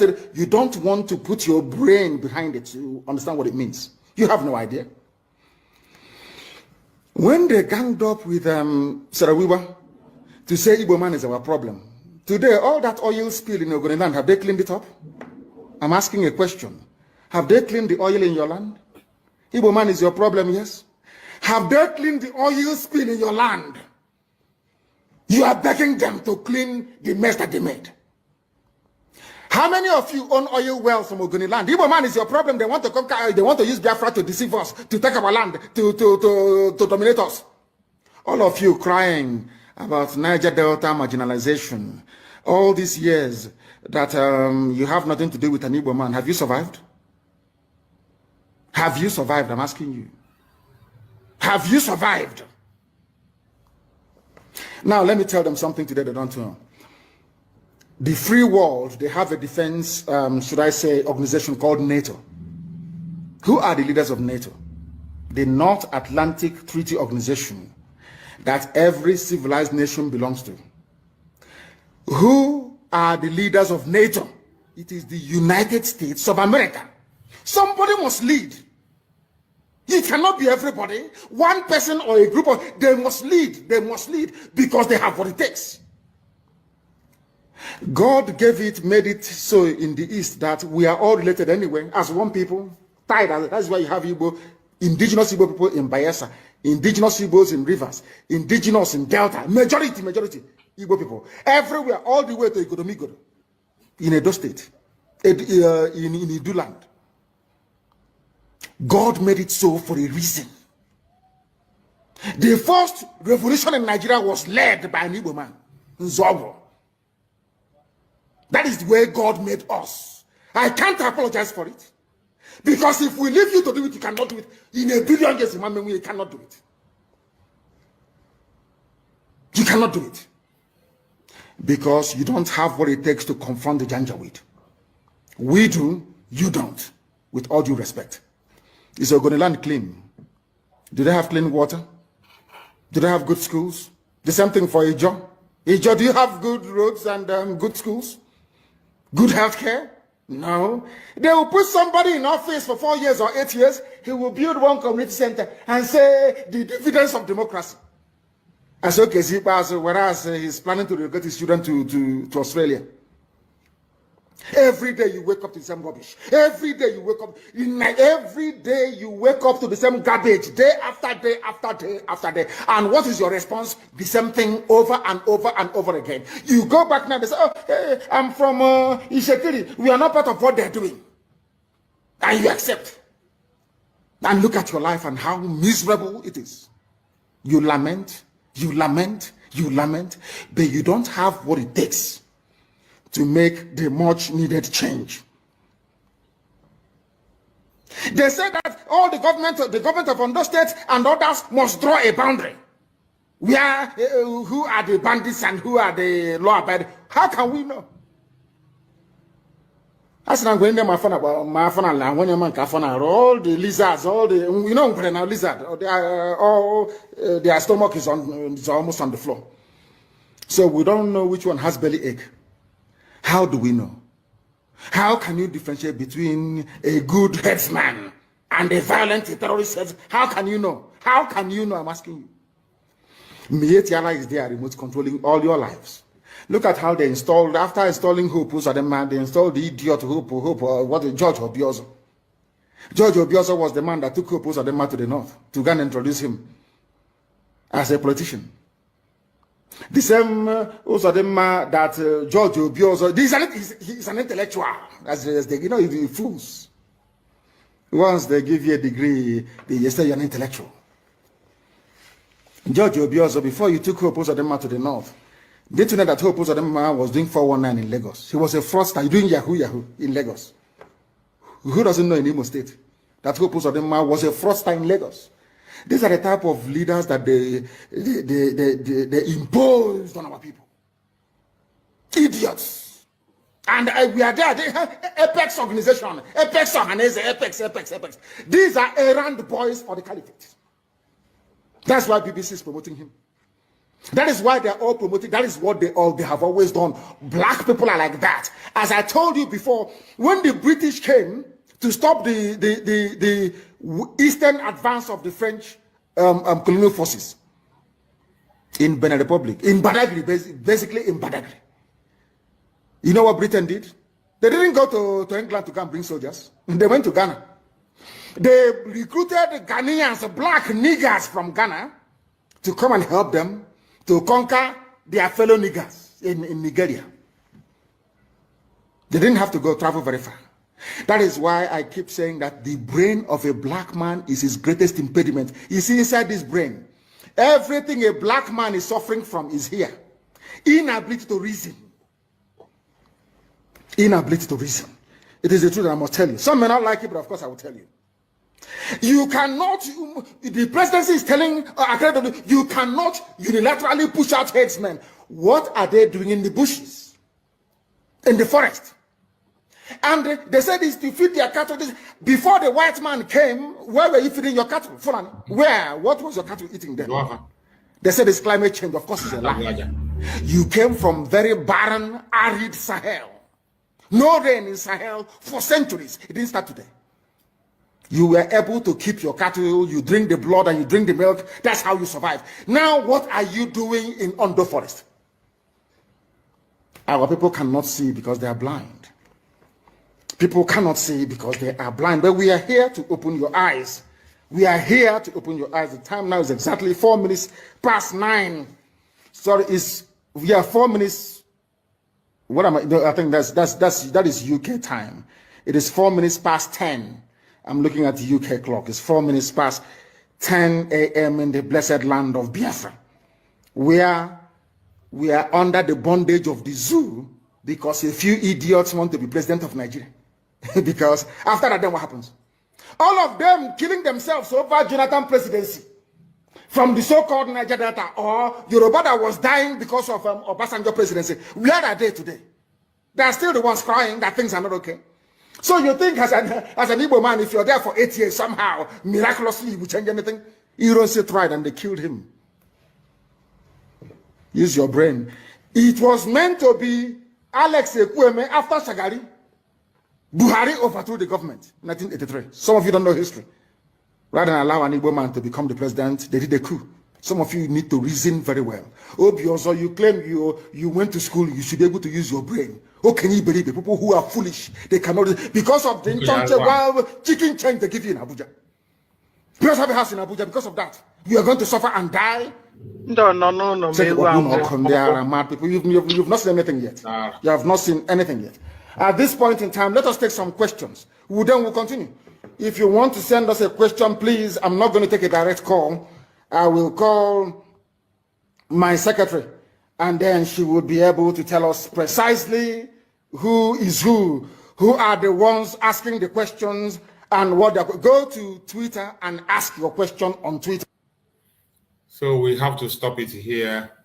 Maybe next time we visit those question section and we can equally learn from the questions that people are going to ask. So as we proceed, my beloved sister Ojugo, give us your thoughts on this very speech and use it with your closing remark as we round up to the program and we continue tomorrow. My brother, anytime you listen to the voice of Mazen Namdo Kano, your whole body it just get spirited, like overwhelmed.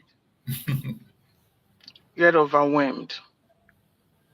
And we'll have him back. Definitely. We'll have him back. We will have him back. He will be in our midst. We missed him a lot. Because, I mean, how we got into this. These are men that we know when we're growing up. When we're growing up, they stand on their feet. They stand on their feet to defend their people. You know. And Ndo Kenya now. Okay, love you. Oh, sorry, I just dropped myself for school. Ndo Kenya now.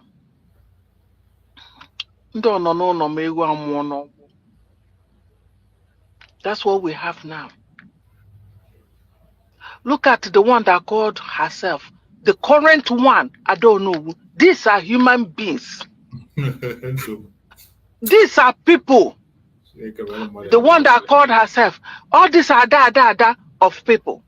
Look at the other old woman with the white hair in France. These are old people that were there during the war. And yet, no. The people that are supposed to lead, the people that are supposed to say, this Biafra, I must be alive to see it. Rather, the old woman, I don't know, who that work in the prison, is there taking money that the young ones that are stood up to fight are collecting. She's after transferring money to Ogenkere. Look at them. But we will never give up. Never. Our leader, Mazen Nnamdi Kanu, our leader, the Prime Minister, Simon Ekpa, they are standing strong. They are standing gidigba. They've not given up. If they've given up, they would have released themselves. Mazen Nnamdi Kanu would have been whatever he wants to by now. Yes. So we're not giving up. They are our model that we're looking up to. They are our model. As they are standing strong, we're standing strong. Even if they give up tomorrow, we know what we want. We want freedom. I am in America where I enjoy freedom. But am I fully free? No. Because I have siblings back there. My life is divided into two. Because for my family to survive, I have to be there for them. I traveled to Biafra last year. A man said, I met one man and he said, the only people that you will see looking good are those that have a family abroad. Wow. That's what a man said. Every other person looks so old, looks so hazard, because where do you see food to eat? Where do you see food to eat? That's what a man told me. And that's true. You know, it's true. That's true. It's true. My dear, I know how much I spend in my community, the hospital, you know, the very good Makata hospital they have there. My community, they will come, they're sick, go there. Put the bill in my name. That's how my community are surviving. Why they say they live in a country? Mazen Nandekalo said it. That is nothing like Nigeria. It's just British Empire, British company. And everybody knows it. And my question is, since we know that this is a British entity, there is nothing like country. Even the former president of the zoo, Nigeria, Goodluck Jonathan, said it openly in a speech. Then you're asking, what are the citizens doing to say, I cannot be a company of a white man? What are we doing? This company that they employed us, because they employed us and employ everything about us. You know, I'm working no more. I'm not working in this place again. I'm done.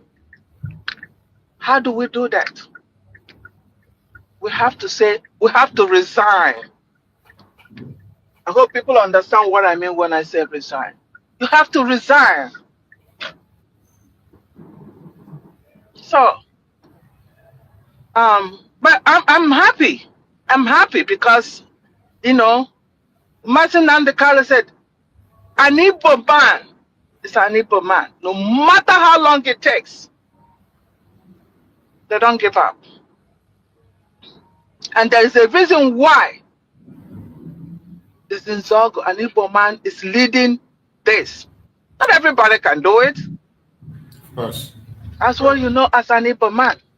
Not everybody can do it. You want the stamina. You know, don't mind about this one or two useless politicians that are so ignorant and they don't sleep. Afraid for people that are messing up. An Igbo man is an Igbo man. So, but when I say Igbo man, both man and woman. That's right. So that's why I am happy that Dr. Ngozi Orebeze took it out. Said, you see this Biafra? Superwoman. That's what all of us should be. That's why I say a Biafra man is a Biafra man. Look at her voice. Thunder. Doing everything necessary. Despite all hurdles, all over, she's surmounting it. That's an Igbo man for you.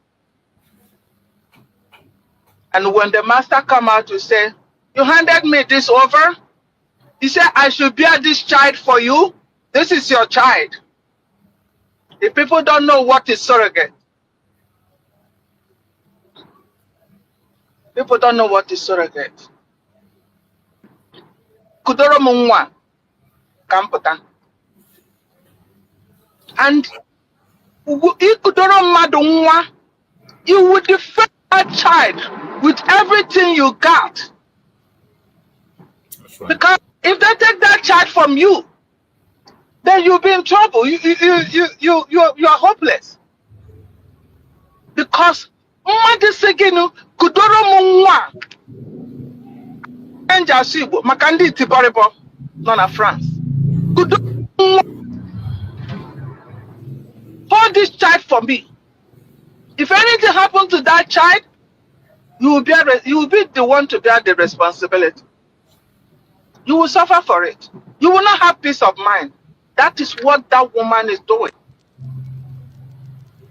Because if you don't know what is surrogate. So, if you are fighting her, you are fighting Nnamdi Kanu. Because Nnamdi Kanu gave us the order, say, go and listen to Simon. You must listen to Simon Ekpa. He didn't say, you can. You may. He said, must. You know what?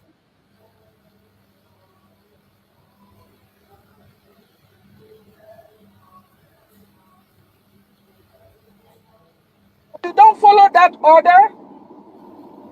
Too bad. Can you hear me? Yeah, I can hear you. Go ahead. Okay. So, and then that order was given that we must. And here is Simon. Here is Simon. And then Simon knows what's about to happen. He said, you are my surrogate. Handing that trophy over. That is the biggest responsibility you can hand somebody over is to say, be my surrogate. Kudoro Mungwa. And he handed it over. If you're fighting Dr. Ngozi Orabeze, you're fighting Nnamdi Kanu. You're fighting the Prime Minister Simon Ekpa. Because Osinaka Feraka. So please, retreat yourself. Retreat yourself. Let's focus on why we are here. Let's think about why Ohamadike is there languishing. If we focus on that, if we know that he's there for Biafra, I don't think we'll be messing all this up. If you don't know what to do with your channel or with whatever platform that you have, close it down. Use it to listen. You don't even need to talk. You can just, when somebody is talking, you can link it up and then people can listen through your channel. And at the end of it, shut it down.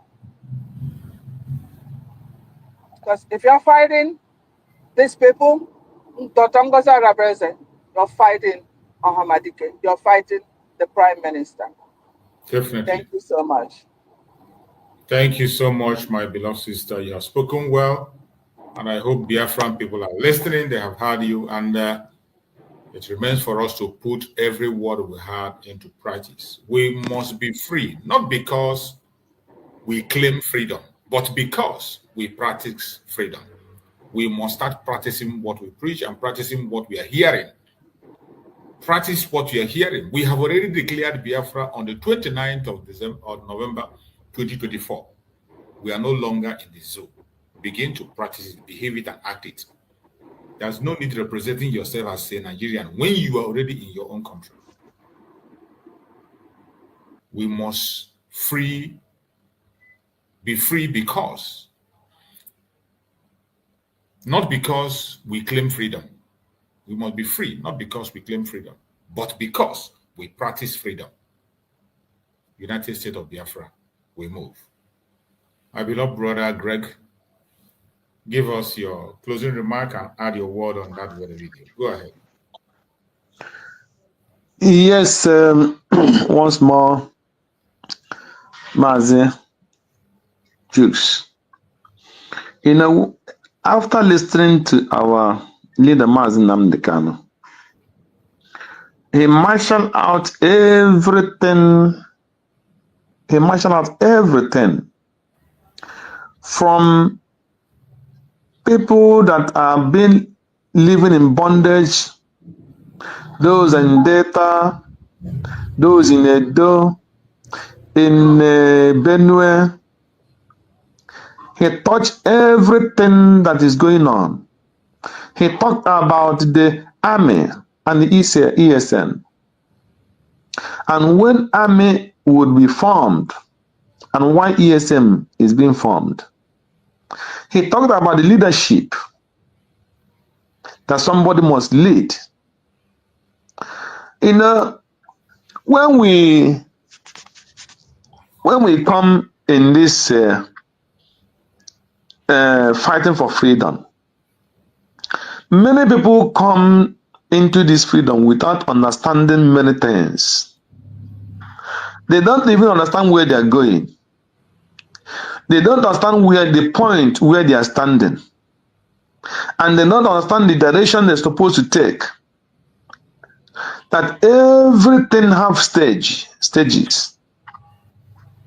And I can't be used in this very stage, talking here in this your platform today. Maybe tomorrow, There will be a stage that it might not be great coming to this platform to talk. Maybe there's somebody that is more higher, more wisdom and understanding, who his level might be more than what I am doing or what I'm saying today. That person will come and the public will see it. It's not by power, it is a gift. It is not by power, it is a merit. So when you listen to Mazi Nnamdi Kanu, Mazi Nnamdi Kanu touched about forming ESN. He formed ESN to pursue the Fulanis inside the bush. He formed this ESN to defend our civilians, women and children that's going inside the bush. Our people that are being kidnapped inside the bush. The seminaries was going into seminary schools and kidnapping the priests and all the students. That is why he formed ESN, in order to secure our bushes, to make sure that our farms, our people who go to farm to cultivate things, and those things they cultivate, they will be able to harvest it. That is the reason why he formed ESN. And when he formed ESN, they use their propaganda and bring on some people who started parading themselves as Biafra army. There is one thing you must notice.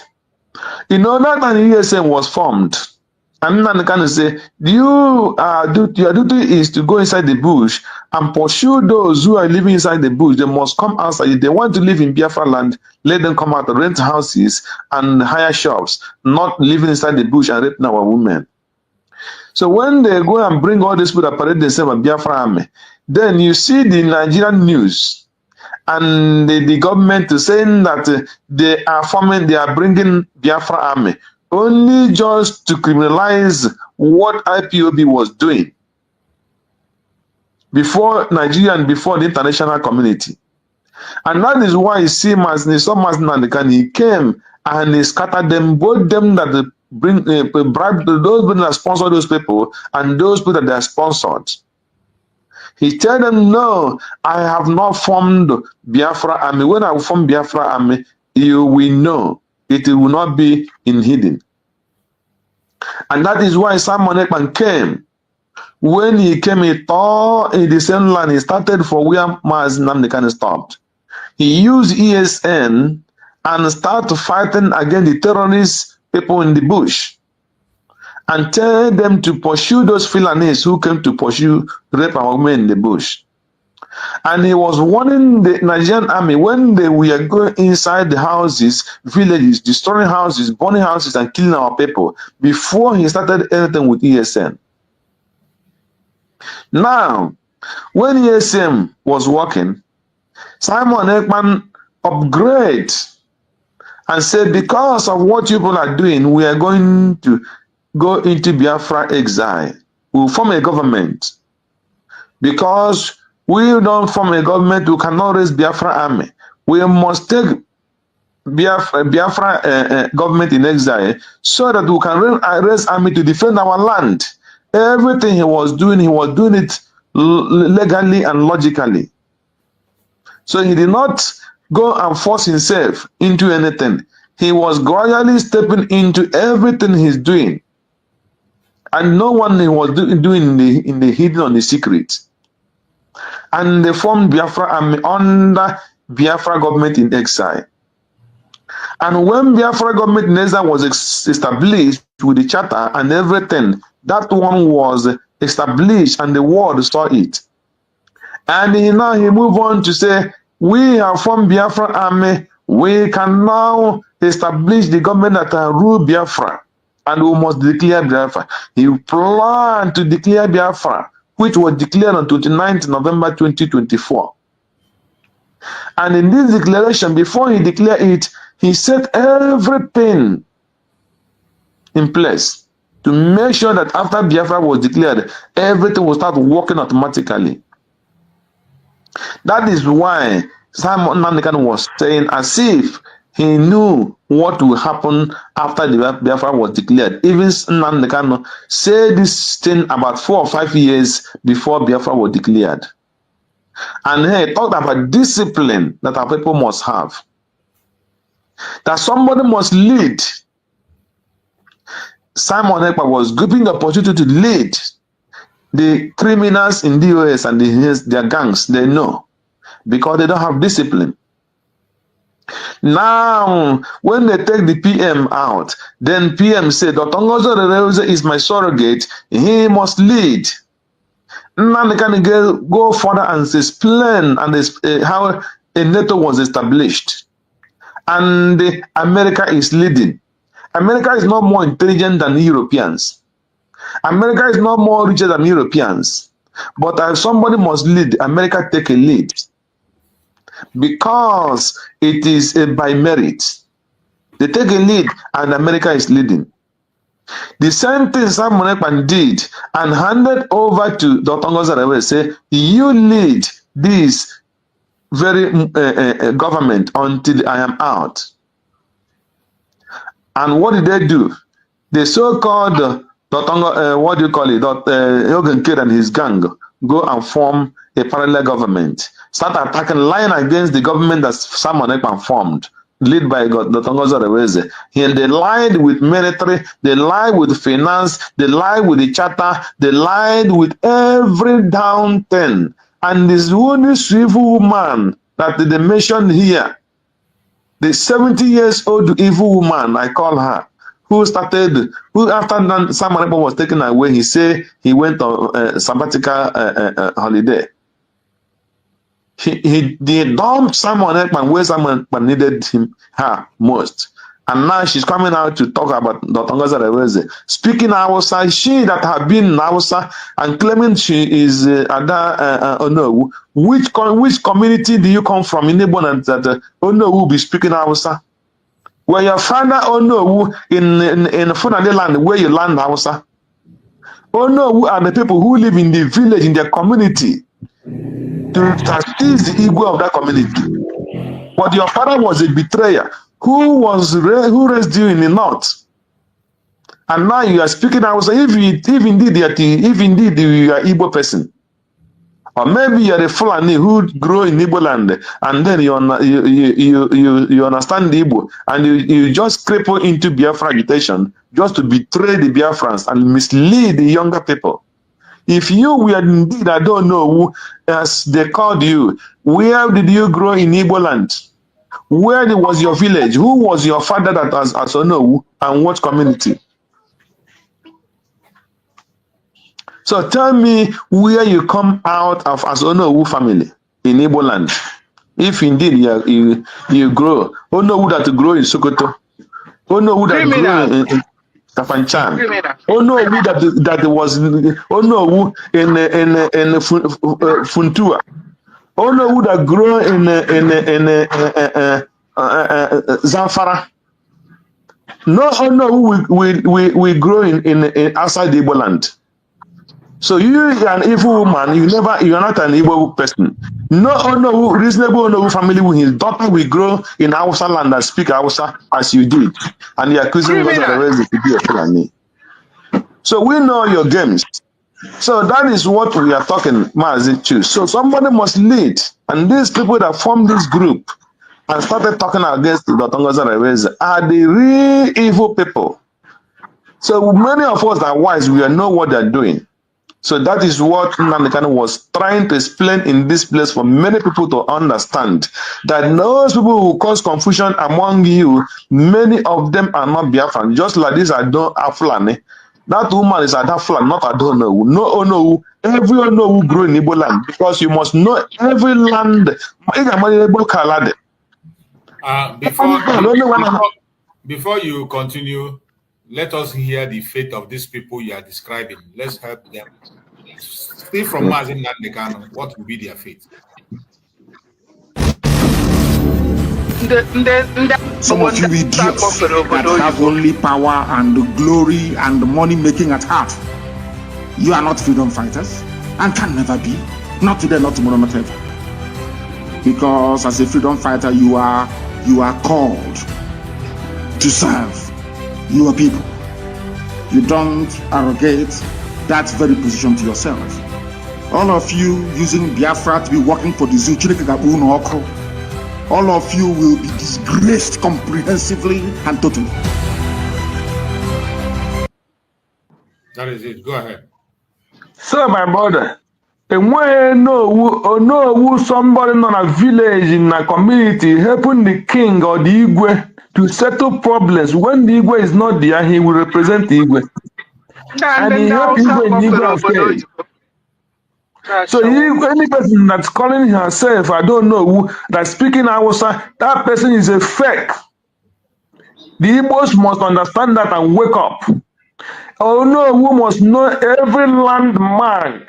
Hana Marido can let me palo. Are you going on? Oh no, we not. We then you know worker. To judge or to settle things in the village. So they should they should stop deceiving our people. Many of us come from Igbo family and we know those things. Yes.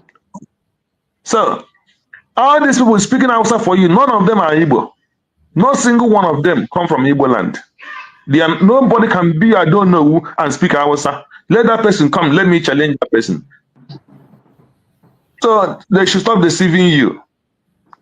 So that was what our leader was talking about. Discipline. Somebody must lead. And that is why we must stand for Dr. Ngozi Adiweze. He is the one leading and we will support her to lead. And if you are a Biafran today, don't be deceived with these people because they don't have that discipline. They lack anything that called discipline. Since they say Simon Ekman gave the order from the prison, they will not obey it much because Simon Ekman did not obey order when Nnamdi gave. What was the first order that Nnamdi gave from the prison? And who disobeyed Nnamdi? And today, who's disobeying Simon Ekman? What was the mandate that was Dr. Ngozi Adiweze was asked to protect? What is the meaning of surrogates? So what we are here saying is, when we start talking, there's many. If you start analyzing this speech that Mazen Nnamdi made here, it has many branches because you talk about encouraging Yorubas when the Yorubas we are just like sleeping. He encouraged them by forming ESN, and then they started understanding what freedom is all about. It was Nnamdi that gingered the Yorubas and many of our brothers who are in the Delta, in all these places now. This one you're hearing from Oba of Benin now, because the message has started penetrating into the Obas and all those criminals. They started knowing that these Biafrans are doing true indeed. Gradually, it is penetrating into them, and the cars and many of them in any part of the Biafran that are Biafrans now start understanding we are Biafrans, we are Igbo. We cannot obey Oba, and no Igbo will be a slave to any Oba in the so-called contraction Nigeria. It can never happen. So if you have Igbo blood, stand up and tell the Oba enough is enough. He cannot subject any Biafra or any Igbo man in any kingdom. It cannot come to, it cannot happen. So we will be applauding our leader Mazen Nnamdi by waking every tribe up in Biafra, in Nigeria, to let them have the identity, know the identity and where they come from and why they must fight for their place. And that is what we are standing. So thank you, Choose, for giving us this opportunity, because when we start talking about this, analyze this in speech, it can take many angles. But the things that we'll be able to touch, we'll touch it today. And we will continue. Thank you, my sister, and thank you, Choose, as you have given us this opportunity. I say we'll continue. Bye. Thank you so much. I appreciate you, my beloved brother. And I appreciate my beloved sister, Ojugbo, for all your support on the platform today. And I also appreciate every Biafran that is on the comment section watching, everyone that have joined us on this program today. May Chukwu Okike Abiama continue to guide and protect all of us. Everyone that have joined us on this platform, wherever you join from, please always remember that we must be free, not because we claim freedom, but because we practice freedom. Always remember that. you are a free man. We are all freeborn Biafrans. The redeclaration of Biafra have been made on 29th of November 2024, and there is no going back. Support the United States of Biafra under Dr. Ngozi Orebweze, the surrogate of our Prime Minister, Mazi Simon Ekpa Njoko. May Chukwu Okike Abiama continue to guide and protect you as you do your part. And may Chukwu Okike Abiama continue to guide and protect the Deputy Prime Minister, Dr. Ngozi Orebweze, guide her, protect her, secure her, give her more wisdom, knowledge, and understanding to continue to move forward until we get to our destination. We pray for our Prime Minister, Mazi Simon Ekpa, for wisdom, knowledge, and understanding, for divine protection, for security, wherever he is. We pray that he will join us very soon. We also pray for our Supreme Mazi Nnamdi Kanu. As they have resumed what they call case, we know that he has no case. We know that he's victorious already. He has won, and he will continue to win. We pray that Chukwu Okike will continue to give him winning, continue to give him strength, wisdom, knowledge, understanding, continue to guide and protect him, spiritual revelations on the way forward. No weapon formed or fashioned against us shall prosper. No weapon formed or fashioned against our Deputy Prime Minister, our Prime Minister, our Supreme Mazi Nnamdi Kanu shall prosper. Thank you so much for being part of this program. See you tomorrow, same time. Stay blessed.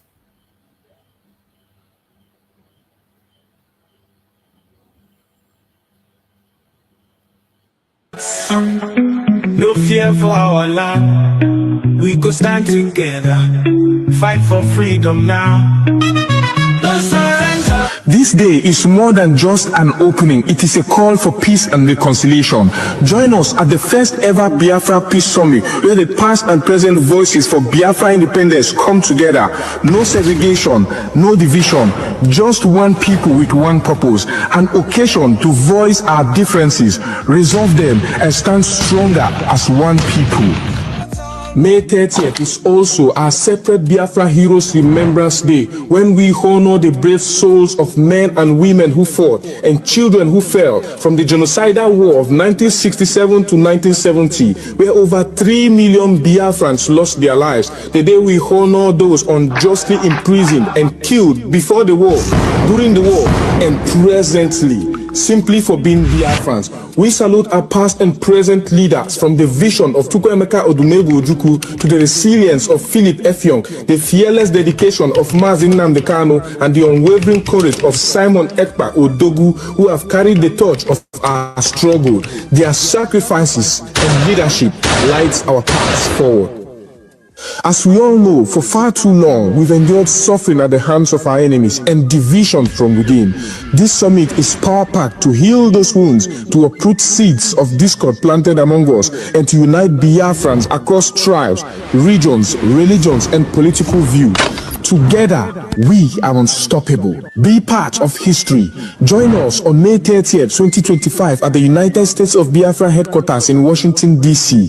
A day of unity, remembrance, and renewal.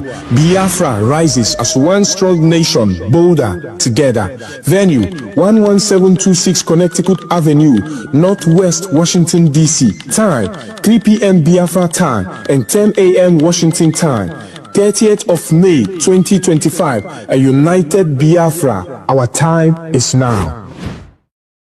This message is proudly sponsored by the Office of the United States of Biafra Deputy Prime Minister, Her Excellency Dr. Ngozi Orebweze, and the Biafra Information, Telecommunication and Postal Service.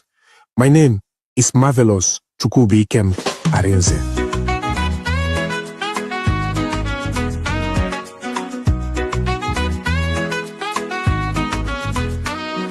We face many things, we no fall. Them took Nnamdi Kanu, but we stand tall. Simon Ekpa, them catch we still dey strong. We go rise higher, no place for wrong. We no go fall, we go stand. In unity, we hold the land.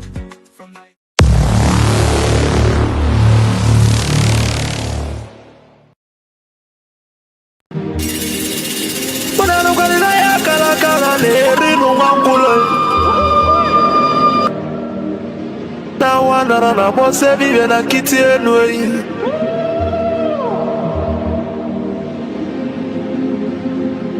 Na tulaje bwana mabuli vemelem. Atibe kuna tulane bovo. Timalugo no nugo do koko do nyano be hule. Dani mona tunilu. Na ya kala kwa lerinu mwangulu. Ngula matali waso jere futa mbaka njuba diali. Mama abulezi okwenu. Na bakala kelwe gonezi enwe.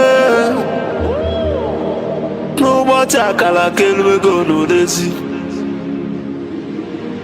Maka na baba n'ụwa aralu n'unuteyi. Ụmụ Biafra kụnyenwe. Ụmụ Biafra kụnyenwe. Ụnanụkwara ịgbọdọ n'ụlọ mọnọ n'ezi bịa kenenwe. Ọnọ n'enu lila tọnọ na ndagwurugwu senyi tọnọ n'ugwu gbadata ya. Ka anyị were ofu obi wee nataba n'ụba anyị maka na njụkọ n'ụwa milion wee gba ọfụfụ ma ha bụrụ eziokwu enyi. N'aka ndị kwọta milion ka ịgba gwachasị enyi ka aka ezu ọpa bụrụ ebe wee lụta mmanụ. Ụmụ Biafra kụnyenu enu. Ka anyị were ofu obi wee nataba n'ụba anyị maka na ofu obi agbaka mma na anụgo n'onwe. Ụmụ Biafra na ekele ụmụ niile. Nke a bụ nke anyị. Nwa adeti na ijele nwanyị bịa kene gị. Ọkwa gị bụrụ okwu ekele n'afa ndị otu Biafra is our hope. And the Biafra is our religion. Nke ọ dị na nwata chi eze amụ n'obi bụ onye iwere ya. Wesị ya kene arụ gị o. Adụmegwu Chukwu. Ikemba one of Biafra land mmọnwụ be m. Adọgwu n'eli akara ya dike. Nwafọ ndị Igbo jiri dị ebube ebido n'ebe ichebele mmọnwụ be m. Ebụzikwa odogwu eji mara Igbo niile. Odogwu eji mara Biafra bịa. Adụmegwu Chukwu. Papa gị si ekene logi Filipu Effiong. Ọ bụzikwa nwoke kwuru okwu wee kwụsị okwu si na Biafra ekunye. Na ya bụ Biafra ya tụrụ ugo wee nata. Ọ na-abụrụ na ya bụ Biafra ekunyigo. N'ọkụ ọgụlị nwata n'aka na ele. Abagisi ekene logo onye ndu Maazị Nnamdi Kanu. Amadike Biafra kede ebe ebe. Amadike Biafra bịanụ. She has no jurisdiction to try me. None whatsoever. I came out of Ọgbagị Igbo ofu onye tiri ndị iro mgbada nwụrụ ahụ n'isi. from my case and cannot try my case. There are things that are happening in this country that a lot of you do not know. It is my duty to make that very, very clear to all of you today. Because the lies are too much. The lies are too much. I sent a petition to the NDC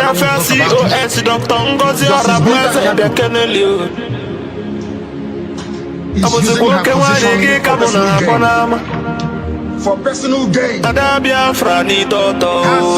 her husband are facing corruption charges. They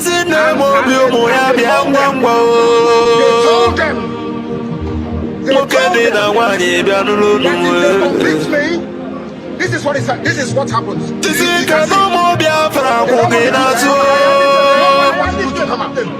Nobody wants to do this. Makana kudele so chiene no wai malugenu. That's the problem. Nagidi bugu eso mabulesio. They sent her to my case. Akwagisi kekene logi di Biafra government nina. Ndi no na exile cabinet bia no numwe. Anu ekene unu jisinu ikene. Na tukuna ndana ya agba unu ube. Baka no yesu lobi ya toka imalugenu ei. Jisinu ike. Ekene lo mondi Biafra Liberation Army umu chukwu. The angels of Biafra land the great oracles of Biafra na nuwe. Anuwe kene nunama. Na nunu jisi kenon. Atuku ya ba unume. Umu chukwu. Umu chukwu ne. The Prime Minister H.E. Masi Simon Webber.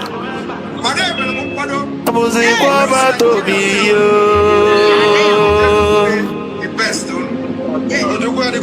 Atwale li umu Biafra bianulo. Anonganga pio tembe wile nabe. Lili umu Biafra. Kamili na kwa nunu. Mwana kwa mubia keneli yo. Odagiri dimu. Ose fulu dilo bia nunu wei. Makwale na kosa de malanya. Mweji mwagu kojilo sinodilo kasojilo yatiji sojilo wewalaso. Muzikwe wa batobi Pagada gidi dike bia nunu. Mweji wala ni yo. Mwenye chukunyele di Biafra na nunu. Nuna beke nege Asimona ya dele di Biafra ni le nama. Asino ya dele unu ni le nama. Madanye na bono mweno utela nyiweli ene. Madanye na bono nudonu no mwe. Makana mbona boke kwe na bodike. Moya na no, moya no. No bivo ye dobeli ne dene no wama believe emeleme. A good legacy will last forever, my believe emeleme. And in remembrance of my bless you.